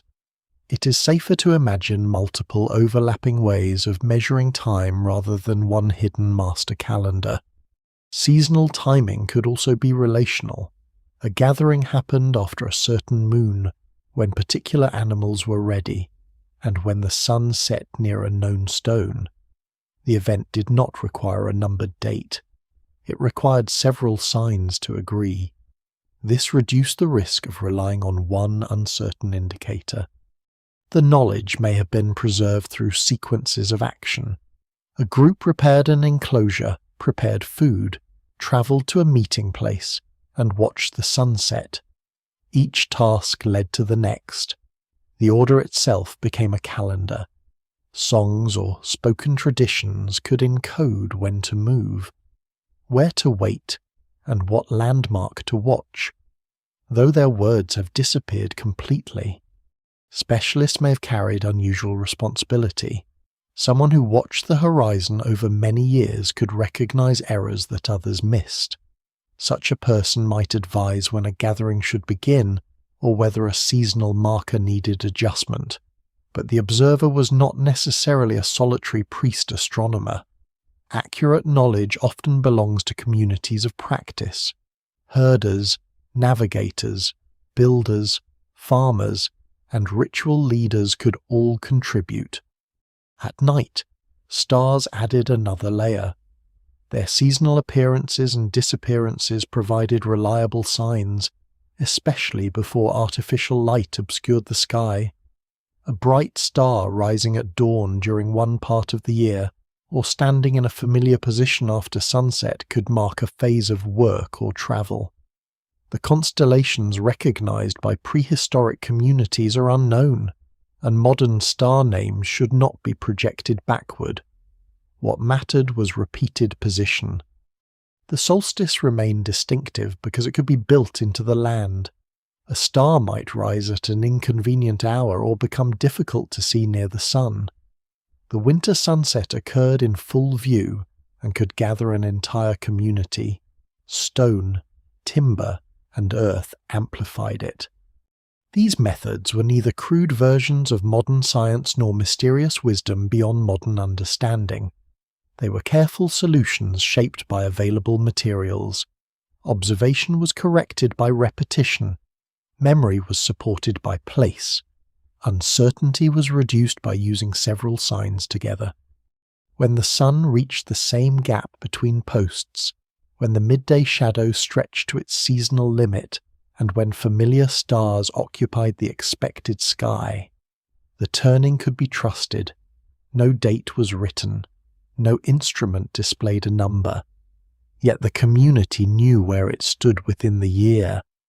The achievement lay not in measuring time as an invisible quantity, but in making time visible. It appeared as a beam entering stone, a sunset framed by timber, a shadow crossing chalk, or a point of light returning above a winter horizon. Once that knowledge was fixed in architecture, different communities could build entirely different monuments around the same moving sun. The winter sun was not being watched only on the chalk plains of southern Britain or from the stone chambers of Ireland and Orkney. Across widely separated landscapes, communities found their own ways to turn the movement of light into something visible. They used gates, walls, towers, circles, rock alignments, and natural horizons. The forms differed because the environments differed, the economies differed, and the meanings differed. What they shared was not necessarily a single inherited system, but a human habit of returning to the same sky until its rhythms became part of the land. In central Germany, at a place now called Goseck, people constructed a large circular enclosure more than 6,000 years ago. It consisted of concentric ditches, an earthen bank, and rings of timber palisades interrupted by carefully positioned gates. From outside, it may have appeared as a substantial wooden boundary enclosing an open space. From within, the gates framed selected portions of the horizon. Two openings on the southern side correspond broadly with the rising and setting positions of the winter solstice sun. On the evening of the solstice, the sun descended through the southwestern gate. The following morning, it rose through the southeastern one. The enclosure transformed two distant points on the horizon into architectural events. Goseck is often described as a solar observatory, and the description captures part of its function, but it risks making the site sound more specialized than the evidence allows. Animal and human remains, pottery, fire, and other deposits indicate that ritual activity occurred there as well. The place may have served seasonal gatherings, ceremonies, exchanges, or acts whose meanings cannot now be reconstructed. Observation and ritual were probably not opposing purposes. The gates could help identify the turning season precisely because the gathering made that season socially important. Its timber walls also controlled visibility. A person outside could not see everything happening within. A person inside saw the horizon through restricted openings. The structure did not merely mark the sun, it shaped who could watch, from where, and under what conditions. Knowledge was embedded in an enclosed experience. Goseck belonged to a much larger tradition of circular earth and timber enclosures spread across parts of Neolithic Central Europe. Many of these rondels had multiple entrances, and some appear related to significant solar directions. Others do not. Their similarities suggest shared building ideas and contact between communities, but they should not be reduced to identical observatories. Each stood within a specific local landscape and may have accumulated different uses over time. Far to the south, on the rocky islands of Malta, Neolithic builders created temple complexes with massive walls, curved chambers, decorated stone, and controlled entrances. At Mnajdra, overlooking the Mediterranean, the southern temple appears to interact with sunlight across several important points in the solar year. Near the equinoxes, the rising sun shines more directly along the principal axis. At the solstices, light falls against particular edges of the entrance megaliths, creating distinct patterns on opposite sides. The effect is quieter than the beam at Newgrange. Light does not penetrate a long burial passage toward a hidden chamber. Instead, the architecture acts almost like a stone screen. The sun shifts across its surfaces as the seasons change. A person familiar with the temple could recognize the time of year from where the morning light touched the entrance. Yet even at Mnajdra, the interpretation remains complex. Malta's temple builders oriented structures in varied directions, and researchers have proposed relationships with the sun, moon, stars, topography, sea, prevailing winds, and earlier buildings. Some alignments are stronger than others. Scholars still debate whether the solar effects were planned from the beginning, refined during later construction, or became meaningful after builders noticed them. This uncertainty does not weaken the monument. It reminds us that architecture can acquire celestial meaning gradually. A doorway built for one reason may reveal an unusual sunrise. Repeated observation turns that effect into tradition. Later builders adjust a wall or threshold, making the light more dramatic. Design and discovery can develop together. Beyond Europe, solar observation took forms shaped by very different seasonal worlds. In the ancient Sahara, at Nabta Playa, pastoral communities lived in a landscape that was not always the desert known today. During wetter periods, seasonal rains created lakes and grazing grounds. People moved cattle through this changing environment and built arrangements of stone that have been interpreted as connected with the sky. One small stone circle at Nabta Playa is often associated with the summer solstice, when the season of rainfall became especially important. Other megalithic alignments may have referred to stars or ceremonial directions, though some claims remain contested. The central point is not that Nabta Playa functioned exactly like Stonehenge. Its seasonal concerns were different. Here, the significant solar turning was tied not to the deepest winter darkness, but to heat, rain, water, livestock, and the timing of movement across an increasingly demanding landscape. The same sun can therefore carry opposite practical meanings. In northern Europe, its winter weakness draws attention because cold and darkness intensify. In the Sahara, a summer position can help anticipate seasonal rain, The astronomy is shared, but the human calendar is local. This becomes even clearer in indigenous Australian and Torres Strait Islander traditions, where solar rising and setting positions have long been observed as part of sophisticated systems of seasonal knowledge. These systems do not always divide the year into 4 equal seasons. Instead, they may recognize several locally specific periods defined by winds, rainfall, animal behavior, plant cycles, temperature, and celestial signs. A solstice can be noticed without becoming the center of the calendar. The sun's movement may act as one indicator among many. This warns against assuming that every community naturally organizes time around the same European seasonal categories. People read the sky through the ecology that sustains them. Centuries later, and on another continent, the builders of Chanquillo in coastal Peru created one of the clearest surviving examples of a constructed solar horizon. 13 stone towers rise in sequence along a ridge. From designated observation points, the sun appears at different positions along the line throughout the year. At one extreme it rises or sets near one end at a solstice. At the opposite extreme it reaches the other end 6 months later. Between them, the gaps and towers divide the solar journey into a series of visible intervals. Chanquillo was built much later than Newgrange, Goseck or Stonehenge, so it cannot be treated as their source or direct relative. Its importance lies in demonstrating how architecture can make the annual solar cycle readable with remarkable precision. Instead of waiting for light to enter a chamber, observers watch the sun move against an artificial skyline. The complex also included fortified and ceremonial architecture, suggesting that solar knowledge was connected with political authority. Those who controlled access to observation points or announced seasonal dates may have strengthened their status.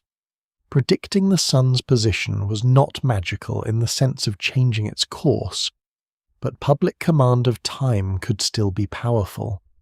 Recent discoveries in the Chanquillo region suggest that traditions of solar and lunar alignment there may have begun earlier than previously recognized. As always, new excavation complicates the story. A famous monument that once appeared unique becomes one phase within a longer regional development, just as Stonehenge now appears within a landscape where timber alignments preceded the stones. This repeated pattern is important. Monumental astronomy rarely appears fully formed. It grows from generations of watching, marking, gathering, rebuilding, and attaching meaning to particular directions. A simple line can become a gate can become a circle can become the center of a ceremonial landscape. The similarities between distant monuments can be striking, but they do not prove contact between all their builders. Humans everywhere inhabit a world shaped by the same celestial cycles. The sun rises, moves, sets, and reaches seasonal extremes. Upright posts naturally frame horizons. Doorways naturally channel light. Circles naturally organize enclosed space. Independent communities can therefore discover similar solutions without sharing a common origin. Popular theories sometimes imagine a forgotten global civilization teaching astronomy and megalithic construction across continents. Such claims remain unsupported. They overlook differences in date, technique, cultural context, and purpose. The more interesting explanation is also the more human one separate societies repeatedly learn to watch carefully. Their monuments did not all say the same thing. Goseck framed the winter sun through timber gates. Mnajdra allowed seasonal light to shift across monumental stone.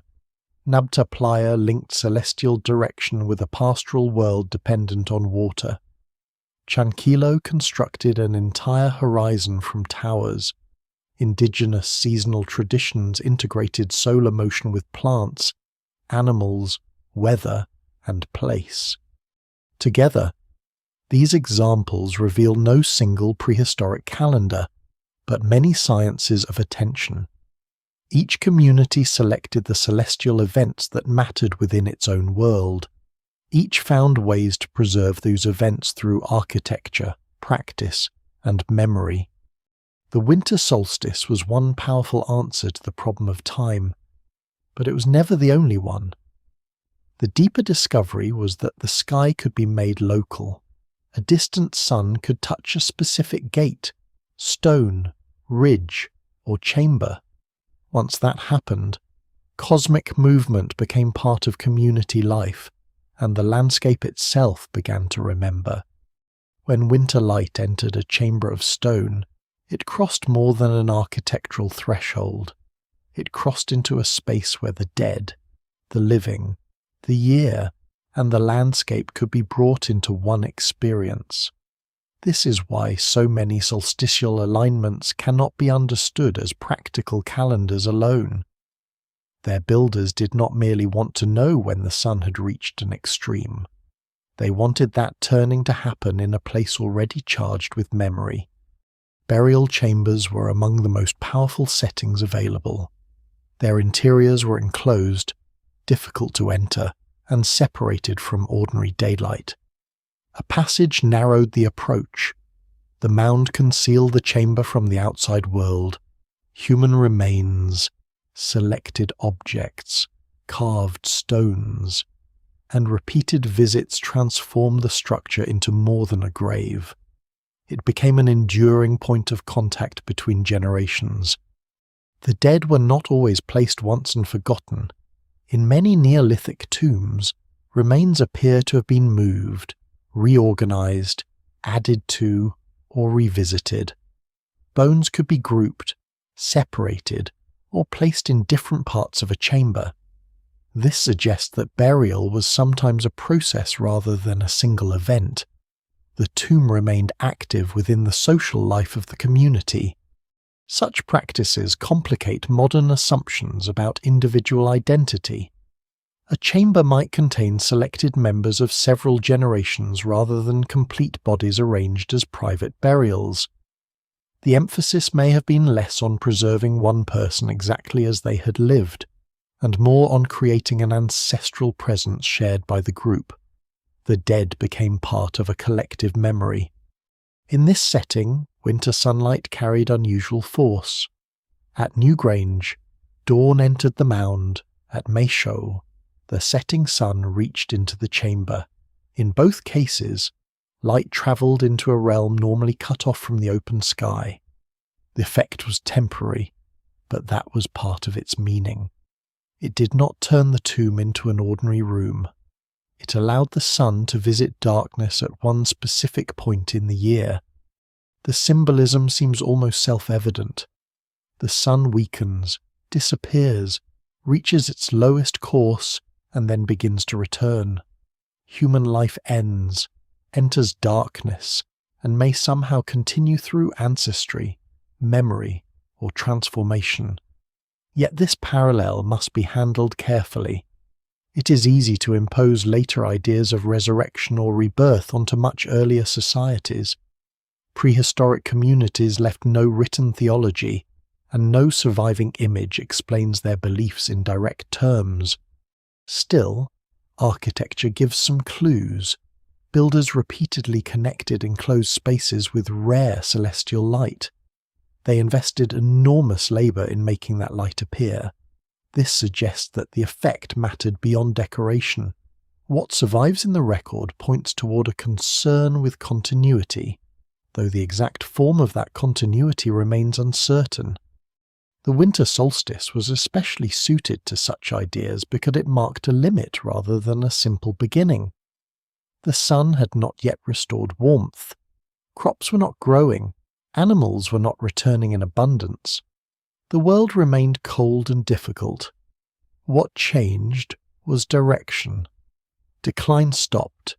The light, though weak, began to increase.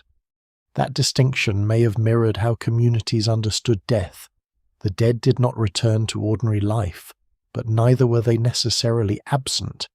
They remained within tombs, stories, names, land rights, and inherited obligations. Their physical bodies changed, yet their social presence continued. A chamber illuminated at midwinter could express this kind of continuity without requiring a doctrine of literal rebirth. Ancestors were also political. A community that claimed descent from those buried within a monument could claim a deeper relationship with the surrounding land. The mound demonstrated that people had lived, worked, died, and built there for generations. It gave history a visible form. This was particularly important in landscapes where communities moved seasonally or interacted with neighbouring groups. A monument anchored identity. People might travel, exchange animals, marry beyond the local area, or gather from distant regions. But the ancestral chamber remained fixed. Its relationship with the solstice linked human claims to a cosmic cycle larger than any temporary dispute.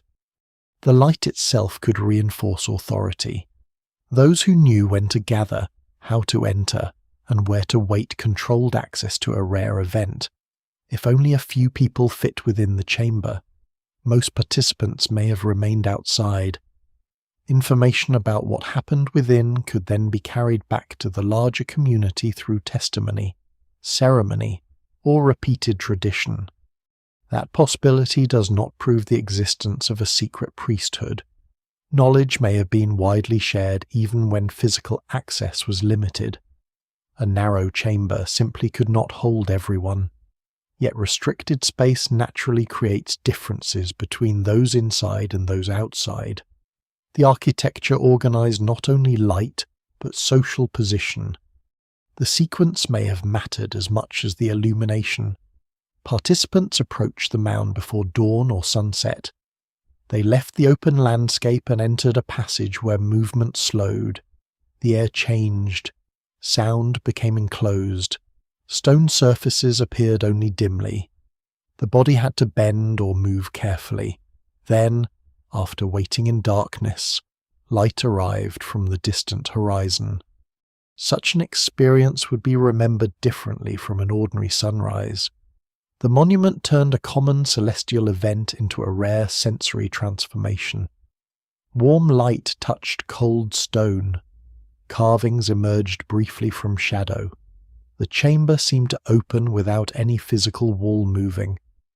The effect also depended on failure. Cloud could prevent the sun from appearing. Heavy weather could turn a planned ceremony into darkness without revelation. This uncertainty may have made success more powerful. The builders had created the alignment, but they had not mastered the sky. Seasonal ceremonies often gain force from precisely this boundary between prediction and uncertainty. People know when an event should occur, yet they cannot guarantee how it will appear. The ritual provides order while preserving a sense of dependence on forces beyond human control. The dead may have served as mediators within that uncertainty. Ancestors connected the present community with earlier generations who had also endured winter, watched the sun, and maintained the land. Their presence suggested that survival was not beginning again from nothing. The living inherited knowledge, obligations, and a place within a continuing sequence. At Maeshowe, the last light of the day entered the chamber. At Newgrange, the first light of dawn travelled inward. One alignment emphasized descent, the other emergence, but both turned solar motion into a relationship between outside and inside. Darkness was not simply erased, it was given structure. This may explain why burial monuments appear so often in discussions of archaeoastronomy. The connection between sky and tomb is not accidental, but neither is it reducible to a hidden code. The builders were working with cycles that shaped every part of a life, day and night, season and harvest, growth and decay, presence and absence. Scholars still debate whether particular alignments were designed before construction began or refined over time. A tomb could be rebuilt, an entrance could be modified, a community might discover that sunlight entered unexpectedly and then preserve the effect. Intent may have developed through use rather than appearing fully formed in an original plan. Meaning also changed. A chamber built for one group could be reused by another. Remains could be added centuries later. New stories could gather around old stones. Even if the original solstitial symbolism faded, the monument's orientation remained. Architecture preserved a direction more faithfully than it preserved an explanation. This is the central mystery of these places. The sun still enters, but the language that once surrounded it is gone. Modern observers can measure the angle, reconstruct the horizon, and model the beam. They can identify human remains, date charcoal, and analyze stone sources. Yet they cannot hear what was said when the light arrived. What remains is the deliberate joining of opposites winter and renewal, death and continuity, darkness and illumination, enclosure and horizon. No single explanation fully accounts for all of it. A calendar may be present, but so is ancestry. A ritual may be present, but so are politics, memory, and seasonal anxiety. The returning sun did not merely tell people that time had passed. It entered the places where time had been stored. In stone chambers beneath the earth, the year touched the dead, and the living were reminded that survival depended on remembering those who had watched the same light before them. The sun still enters, but certainty does not.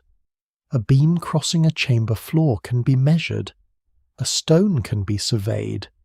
A doorway can be traced against the horizon. Yet the step from geometry to intention is one of the most difficult in archaeology. An alignment may be real without meaning what modern observers want it to mean. It may have been deliberate without functioning as a calendar.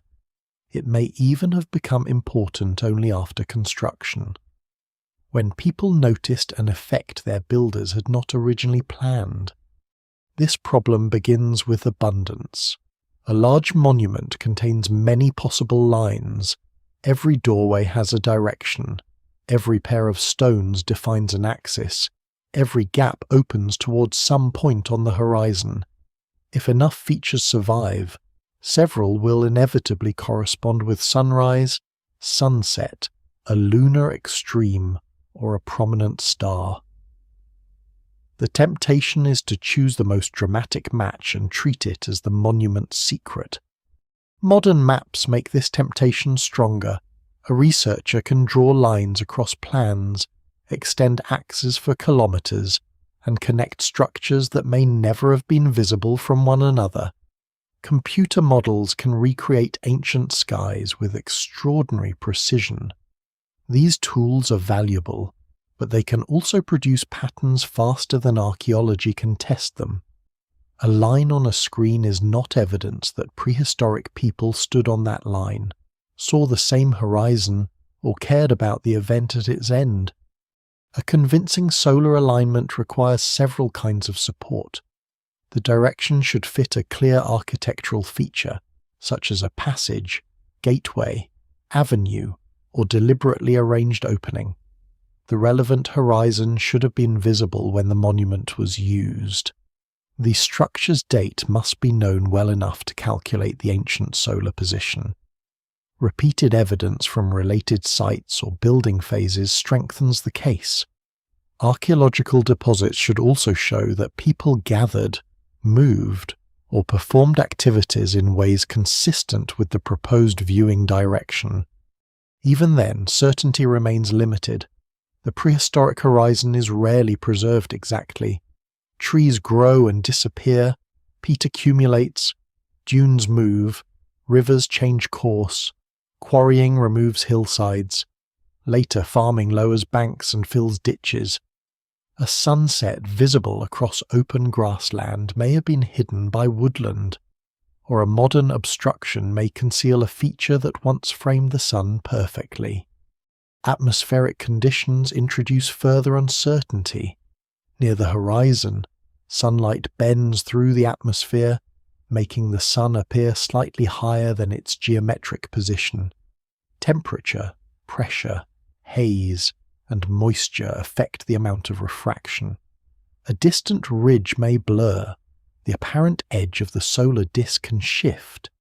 For builders interested in a broad seasonal event, these variations may not have mattered. For modern claims of minute precision, they matter greatly. The monument itself may also have moved. Standing stones lean, fall, break, and are reset. Excavators in earlier centuries sometimes re-erected stones according to their best judgment. Walls collapse inward. Passages are repaired. Entrances are widened to allow visitors. A structure seen today may resemble its prehistoric form without preserving every original angle. Stonehenge is a clear example. Some stones remain upright, some have fallen, some are missing, and others were repositioned during conservation. The monument changed repeatedly even in prehistory. A line meaningful during one phase may not have existed during another. When scholars discuss its solstitial axis, they rely on the overall arrangement, the avenue, the central architecture, and the wider landscape rather than a single untouched viewpoint. Newgrange presents a different difficulty.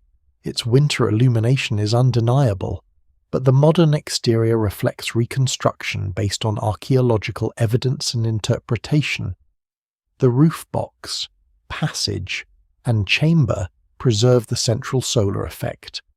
Yet debates continue over the original facade and the exact appearance of the mound.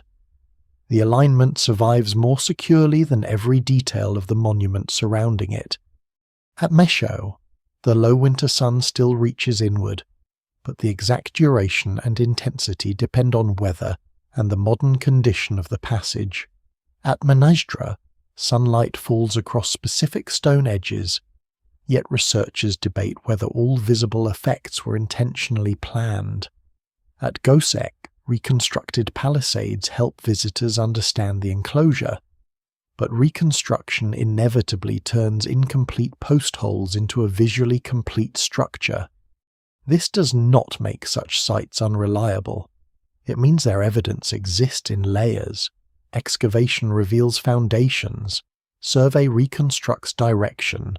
Experimental work tests visibility. Historical records document restoration. Each layer must be separated before a conclusion is drawn. Modern expectation creates another layer. Stone circles and passage tombs are now strongly associated with solstices in popular culture. Visitors arrive prepared to see astronomical intention. A sunrise framed by ancient stone feels meaningful even when the alignment is approximate. That emotional response is genuine, but it cannot substitute for evidence. The human mind is exceptionally skilled at detecting pattern. This ability once helped people recognize animal tracks, weather shifts, and seasonal change. It also allows people to see deliberate designs in arrangements produced by chance. Archaeology must therefore ask not only whether a line can be drawn, but whether prehistoric behavior supports drawing it. Numbers create similar dangers. A circle of stones may invite comparison with days, months, lunar phases, or constellations. If some stones are missing, their original number can be reconstructed in several ways. Once a favor total is chosen, it may be divided, multiplied, or combined until it resembles a known calendar.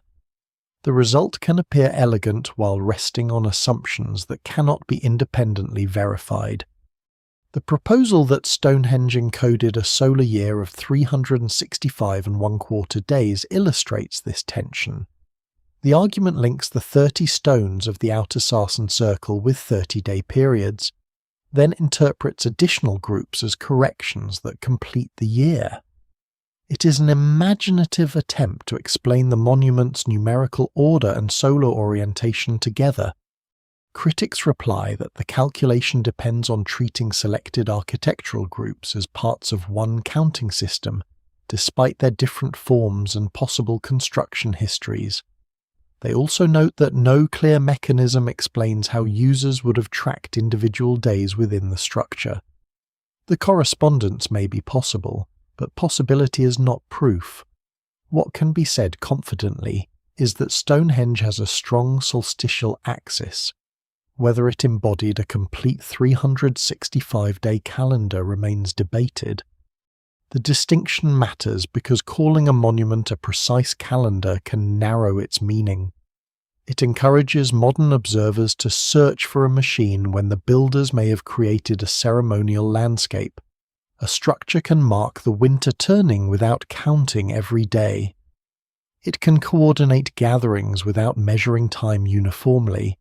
It can embody solar order while remaining primarily a place of ancestry, alliance, and ritual.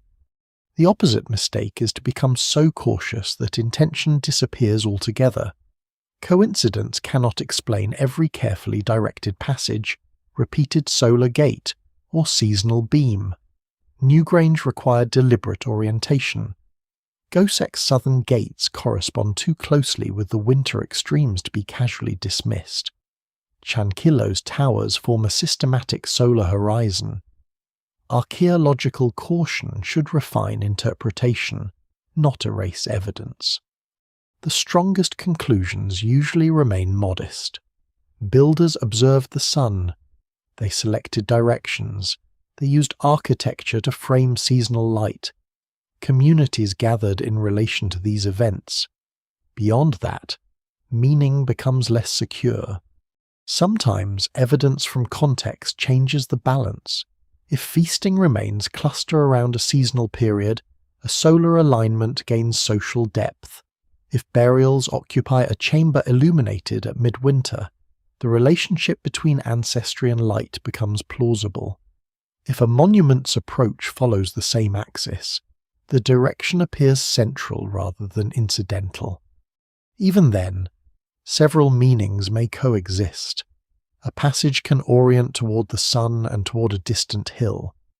That hill may hold ancestral or territorial importance.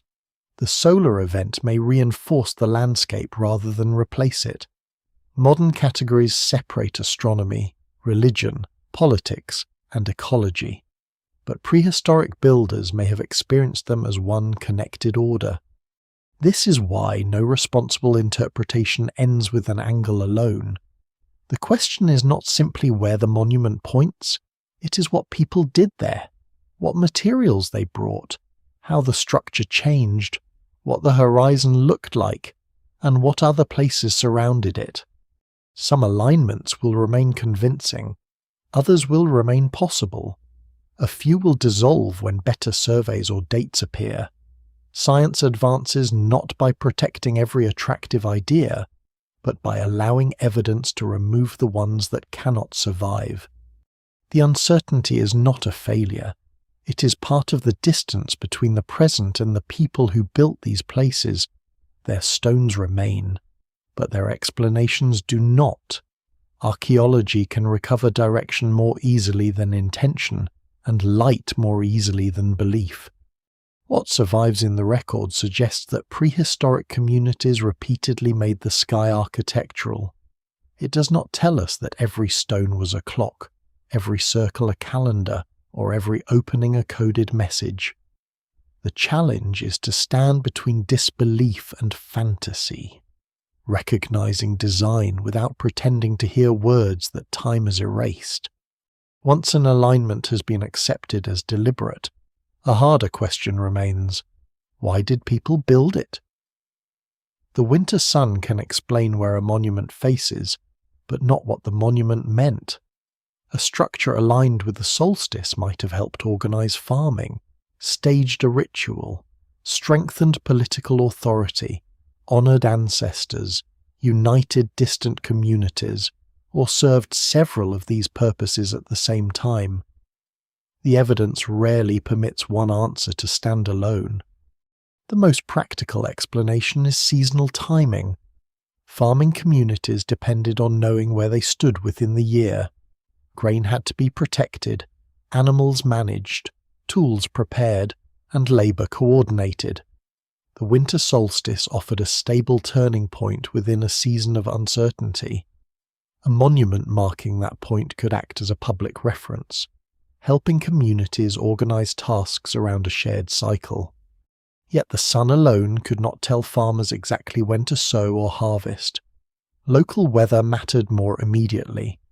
Soil temperature, rainfall, frost, plant growth, and animal behaviour could vary from year to year. A solstice marker provided structure, but not detailed agricultural instruction. It may have helped people recognise the broad direction of the season, rather than prescribe a fixed farming date.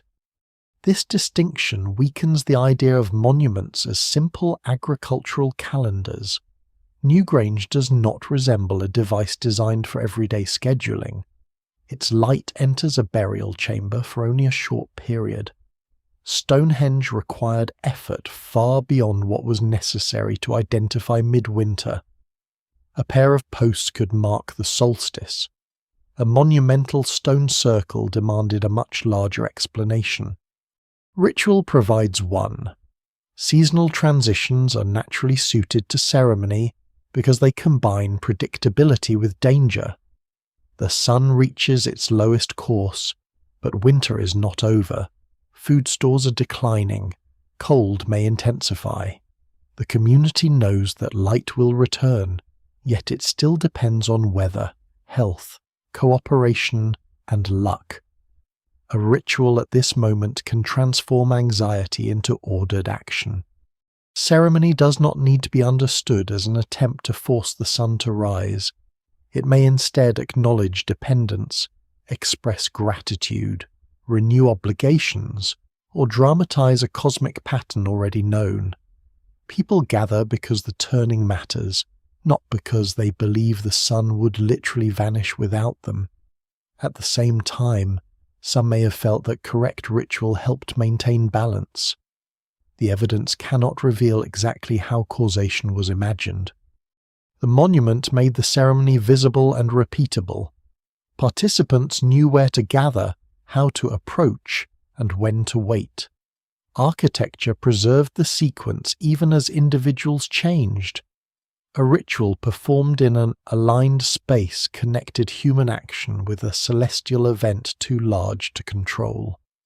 The sun arrived on cue, giving the ceremony an authority no leader could manufacture alone. That authority could become political. Those who organized construction, maintained knowledge, controlled access, or hosted feasts gained influence.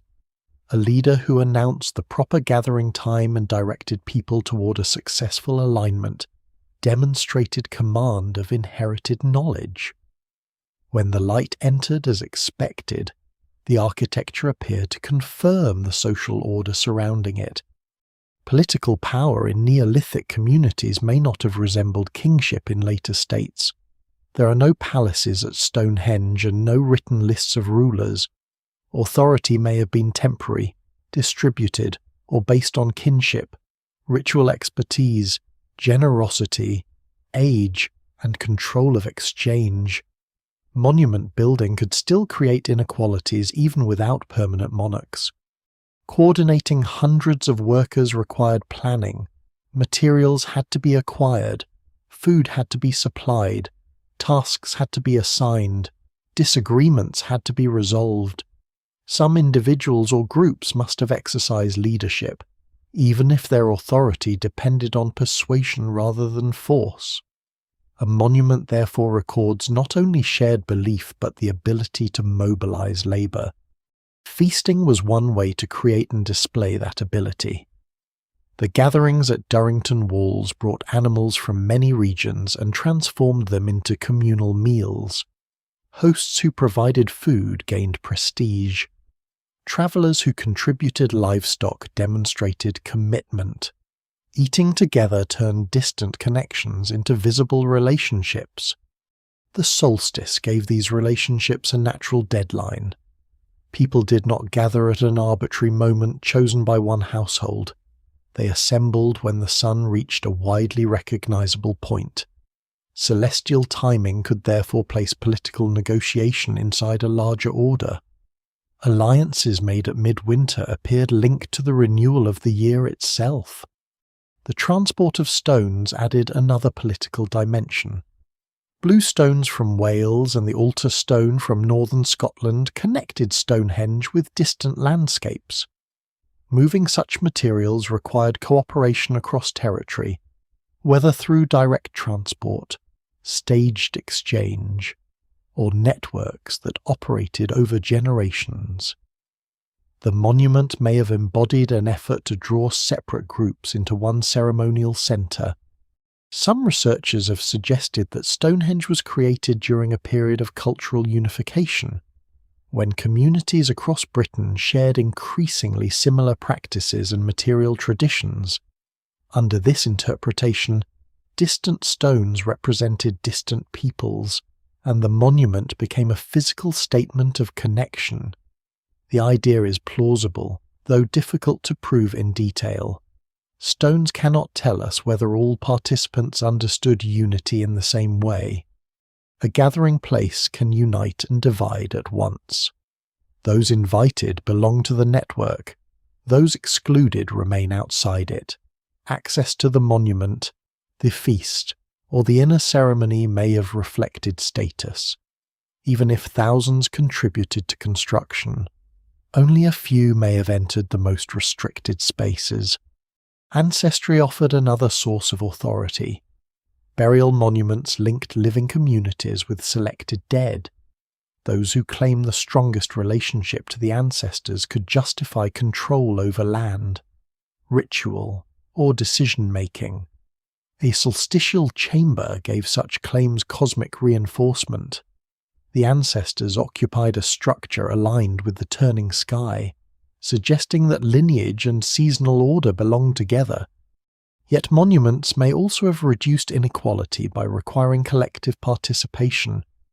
Building and feasting created occasions when scattered groups worked side by side. Knowledge could be shared, resources could be redistributed, obligations flowed in more than one direction. A powerful organizer depended on the willingness of others to contribute. The same structure could therefore support hierarchy and solidarity simultaneously. It could display the influence of leaders while creating genuine communal identity. Human societies often produce both effects from the same ceremony. Climate anxiety adds another explanation. At Stonehenge and nearby Home, too, researchers have proposed that timber monuments were built during a period of climatic stress and connected with rituals intended to restore or prolong summer warmth. The interpretation remains debated, but it illustrates how solar monuments could emerge from fear rather than calm observation. A solstice alignment may have carried emotional urgency during unusually cold, wet, or unstable decades. Communities could recognize the normal solar cycle, while worrying that weather no longer behaved as expected. The sun might return, yet crops still fail. Ritual would then become a response to a contradiction between cosmic order and local crisis. This possibility warns against imagining prehistoric astronomy as detached curiosity. People watched the sky because life depended on patterns remaining reliable. When those patterns seemed disturbed, monuments could provide a place to confront uncertainty collectively. Identity may have mattered just as much as survival. Building a monument created a shared story. These are the people who raised the stones, who know the axis, who gather when the sun stands still. The work distinguished one community or alliance from others. Even unfinished construction could bind participants through memory of effort. Over generations, the original purpose could change. A marker first used for seasonal timing might become an ancestral shrine. A burial place might attract feasting. A gathering centre might become a political symbol. Later builders could preserve an alignment while forgetting or deliberately replacing its earliest meaning. This helps explain why competing interpretations often seem partly correct. Farming explains the importance of seasonal knowledge. Ritual explains the controlled experience of light. Politics explains labour, access, and long-distance material. Ancestry explains burial and continuity. Climate explains anxiety. Identity explains why communities invested more effort than practical observation required. No single explanation fully accounts for the evidence because the monuments themselves were capable of holding all these functions. Modern categories divide them for analysis. Prehistoric life may not have. The winter solstice was useful precisely because it could unite many concerns. It marked time, dramatized danger, renewed hope, gathered people, validated knowledge, honored the dead, and gave leaders an opportunity to organize abundance. One sunset could become agricultural signal, sacred threshold, political theatre, and ancestral memory without contradiction. The monument did not need one meaning to remain powerful. Its strength lay in allowing different people to stand within the same alignment and understand their place in it differently. The farmer saw the year turn. The traveller saw distant communities assembled. The builder saw generations of labour. The ritual specialist saw cosmic order. The bereaved saw light entering the realm of the dead. All of them watched the same sun descend. The winter sun gives us a direction, but it does not give us a voice. It can show where people looked when they gathered, and how architecture shaped the moment. It cannot tell us what words were spoken as the light arrived, what gestures were repeated, who stood closest to the centre, or what each participant believed was happening. The builders left alignments, bones, post holes, carved stone, broken pottery, and traces of fire. They did not leave explanations. This silence is not empty. It is filled with clues, but the clues do not speak equally. A passage aligned with midwinter sunrise is strong evidence of deliberate observation. A concentration of animal bones may indicate feasting. Cremated remains reveal burial practices. Isotopes can show that people or animals travelled from distant regions. Wear on a path can suggest repeated movement. Yet none of these discoveries can reconstruct a ceremony from beginning to end. The temptation is to complete the missing scene. A modern observer imagines a procession approaching Stonehenge at sunset, drums sounding, fires burning, leaders chanting, and a crowd waiting for the year to turn. Some of those elements may be plausible. None can be accepted simply because they create a vivid picture. Archaeology must distinguish between what a site permits us to imagine and what the evidence requires us to conclude. Sound is one of the greatest losses. Stone circles and chambers possess unusual acoustics. Voices can echo, footsteps deepen, and enclosed spaces can amplify quiet movement. People may have sung, spoken rhythmically, used percussion, or maintained silence. Experiments can reveal what a monument does to sound, but they cannot tell us which sounds its builders chose. A chamber that resonates beautifully was not necessarily built for music, though its acoustics may have become part of ritual experience. Light is preserved more clearly because orientation remains measurable. Even then, the emotional response is gone.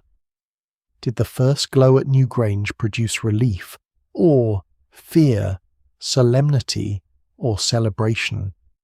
Did those inside expect it calmly because they had seen it before? Or did each successful illumination feel uncertain after days of cloud? The same event could affect different witnesses differently. A ritual specialist might see confirmation of inherited knowledge. A visitor from far away might see a wonder available nowhere else. Someone remembering the dead might experience the light as a private sign within a public ceremony. We also do not know who participated. Monumental landscapes could draw large communities, yet access within them may have been unequal. Thousands might contribute food, labour, or materials, while only a small number entered a chamber or stood within the innermost setting. Some people may have watched from surrounding banks. Others may have remained at settlements preparing food and maintaining fires. Participation did not require everyone to perform the same role. Age, experience, kinship, craft, and ritual responsibility may all have shaped access. Certain builders may have understood the alignment more precisely than most participants. Particular families could have held inherited duties.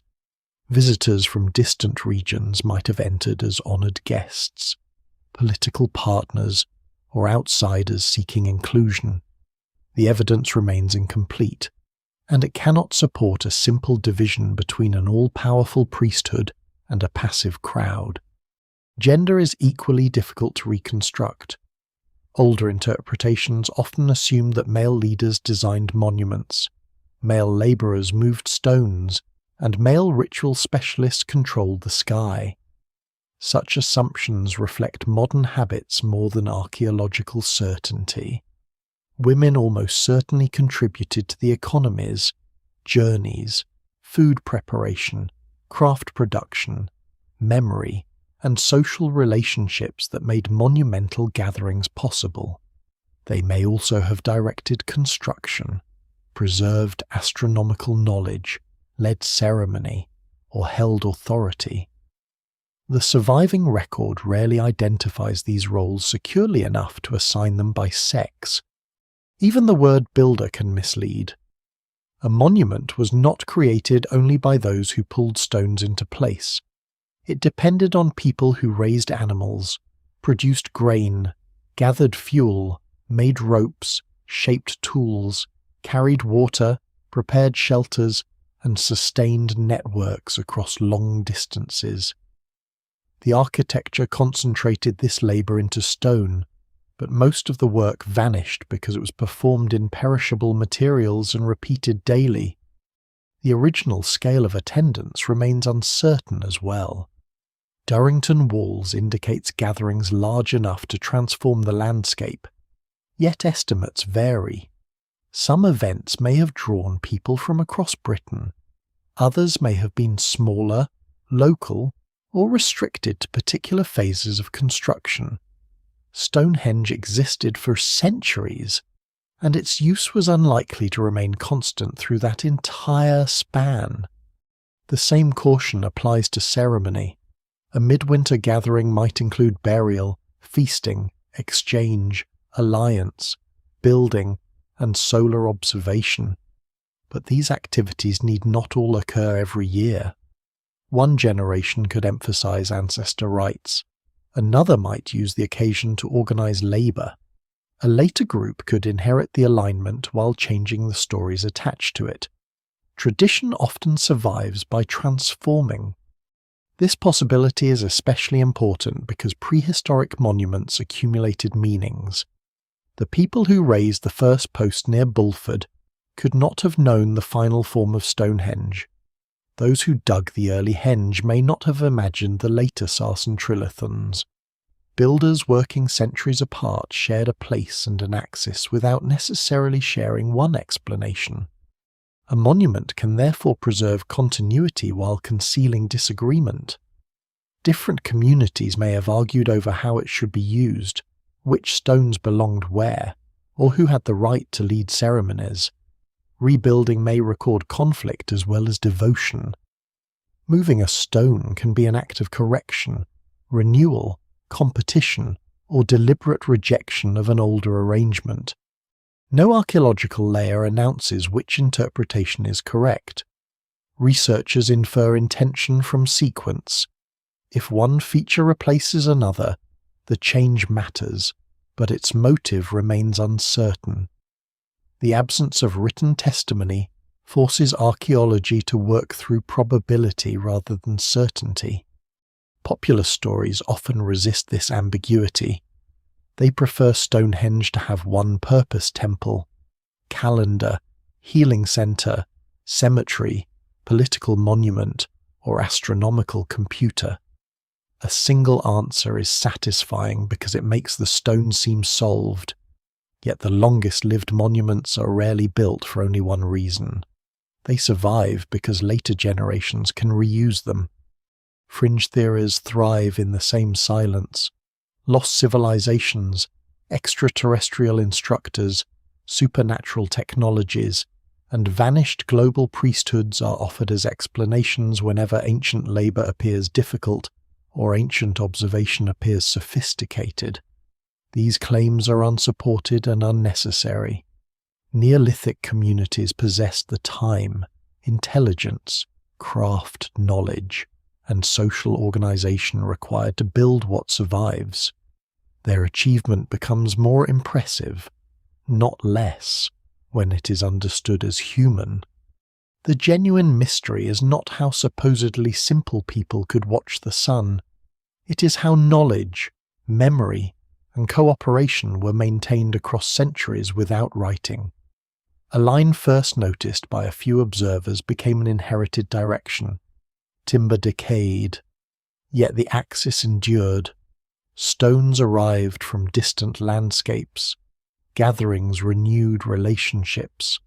The monument changed, but the winter sun continued to find it. What the builders left unsaid is therefore not one missing sentence.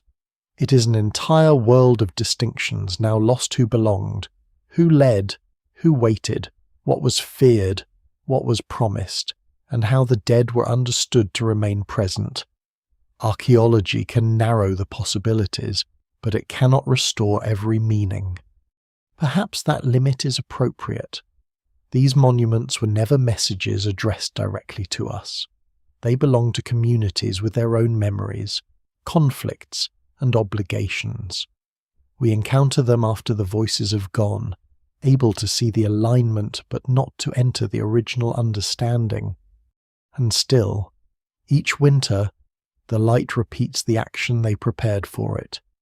It rises through the passage, sets along the axis, touches a stone edge, or crosses an empty line where timber once stood. The ceremony is gone, but the event remains. That surviving light is the closest thing to an answer the builders allowed time to keep. The winter sun still finds the stones. It reaches Newgrange through the elevated opening above the entrance, travels along the passage, and touches the chamber floor as people watch in silence. It sinks toward Maeshowe across the Orkney landscape, sending a low band of light into the mound when the weather allows. At Stonehenge, crowds gather before dawn in summer, but the older axis still carries the midwinter sunset through the monument's centre. The builders are gone. The ceremonies have vanished, and the original words cannot be recovered, yet the celestial event continues to arrive. Modern gatherings around these monuments are not direct survivals of Neolithic ritual. The people standing among the stones today do not possess an unbroken tradition reaching back 5,000 years. Their beliefs, expectations, and reasons for attending belong to the present. Some come for spiritual meaning, some come for archaeology, photography, community, or simple curiosity. Others arrive because watching the sun align with ancient architecture creates a feeling difficult to reproduce anywhere else. That distinction matters. A modern celebration can be sincere without recreating the past exactly. It can form a new layer in the monument's long history. Stonehenge has already passed through many identities: burial place, construction site, ancient ruin, source of local legend, object of antiquarian speculation, national monument, archaeological laboratory, tourist destination, and gathering place. Its meaning has never remained fixed. The same is true at Newgrange. The winter illumination is now observed through controlled access because the chamber is small and the monument fragile. Far more people wish to enter than can be accommodated, so attendance is limited. Others watch from outside or follow the event through broadcasts. A phenomenon once witnessed by an unknown number of prehistoric participants has become visible to audiences around the world.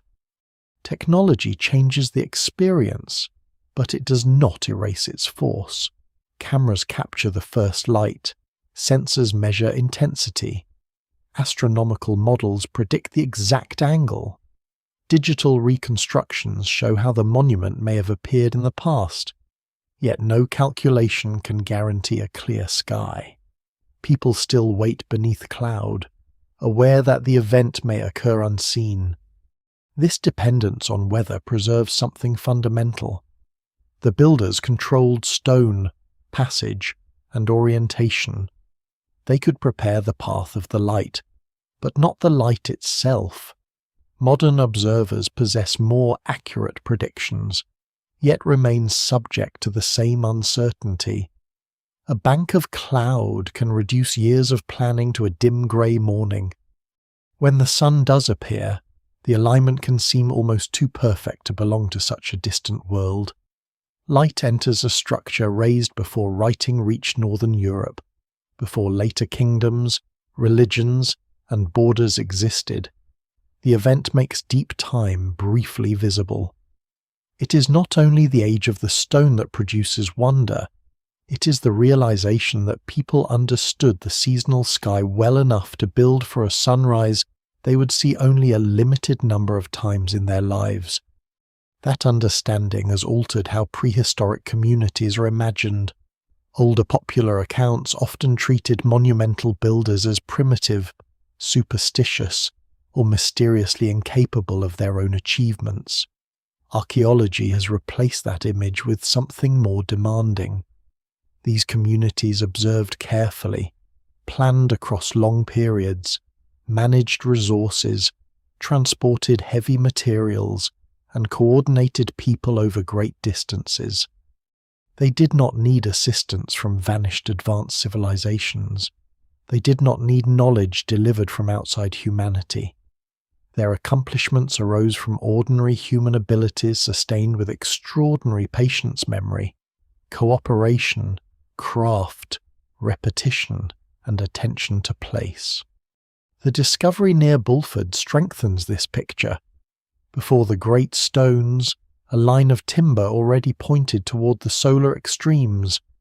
The posts were simpler than Stonehenge, but the idea behind them was not crude.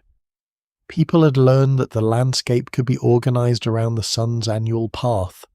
They could mark an invisible line and preserve it through construction. The later monument enlarged that idea until it became difficult to separate the alignment from the identity of an entire region.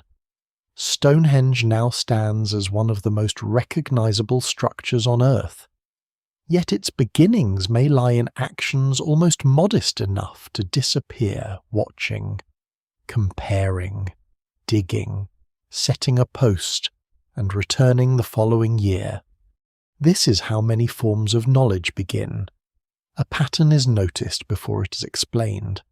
A reliable observation becomes a tradition. The tradition becomes a place. The place becomes old enough that later generations inherit it without fully knowing its origin. The stones preserve direction better than they preserved meaning. That is why modern debates remain unresolved. Stonehenge may have coordinated seasonal gatherings, honoured ancestors, displayed alliances, marked solstices, embodied political authority, and created a shared ceremonial centre. It may have done all of these at different times. The strongest surviving truth is not a single interpretation, but a relationship. People built so that the sun would meet architecture at a chosen moment.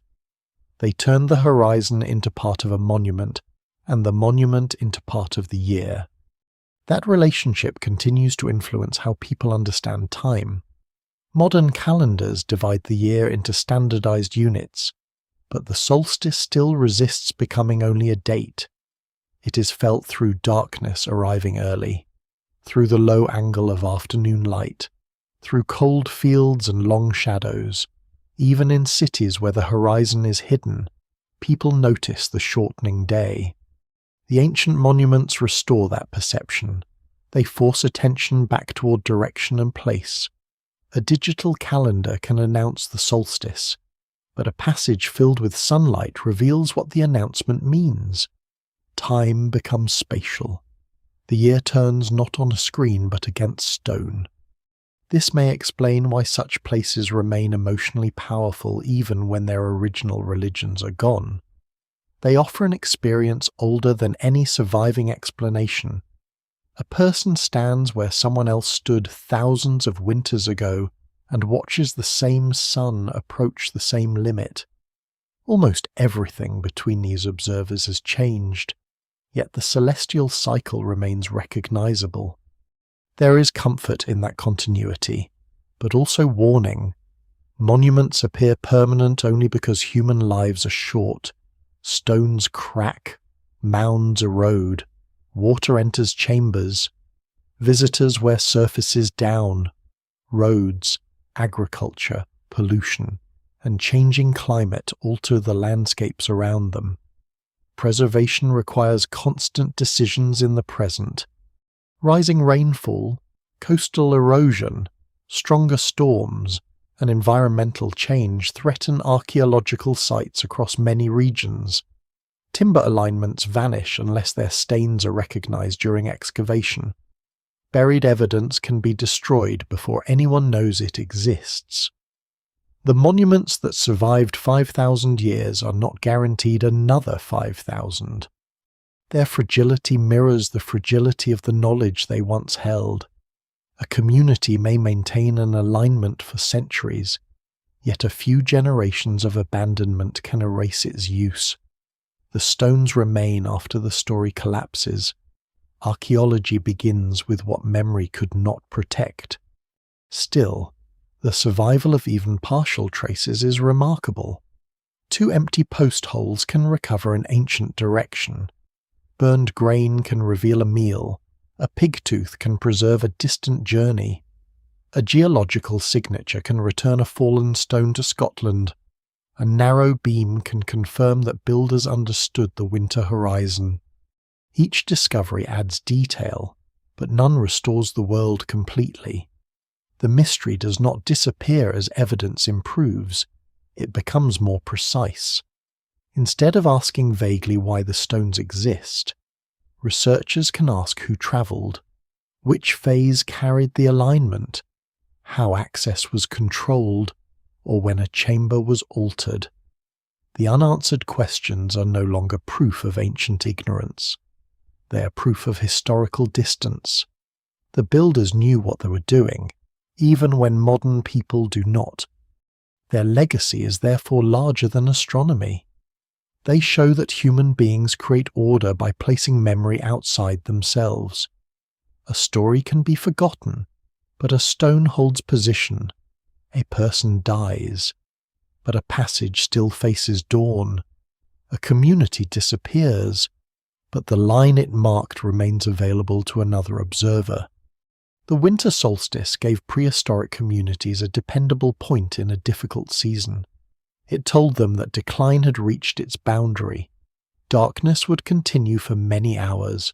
Cold might deepen, and hunger might still threaten. But the sun had stopped moving away. That message remains visible. It survives without translation. And now the story slows, as the year itself seems to slow near its winter limit. The sun moves low above the land, touching fields, ridges, and old stone with a light that appears almost horizontal. Shadows lengthen. Sound carries differently in cold air. The monuments wait without urgency. They have waited through kingdoms, migrations, harvests, wars, pilgrimages, excavations, and long periods when no one remembered why they faced the horizon. lichens spread across their surfaces, timbers vanished into stains in the soil, chambers filled with silence. Still, the alignment remained. Perhaps this is the final gift of these places. They remind us that human stories are both fragile and stubborn. Words disappear quickly, names fade, ceremonies lose their meaning, yet an intention can survive inside architecture, reduced to a direction strong enough to cross thousands of years. We cannot stand beside the first watchers. We cannot hear what they said when the sun reached the end of its journey. We cannot know whether they felt fear, relief, reverence, or simple satisfaction that the pattern had returned. But we can stand where they stood. We can face the darkening horizon. We can watch the light touch the stone, and for a brief moment, before winter closes around the landscape again, the distance between their world and ours becomes slightly less complete,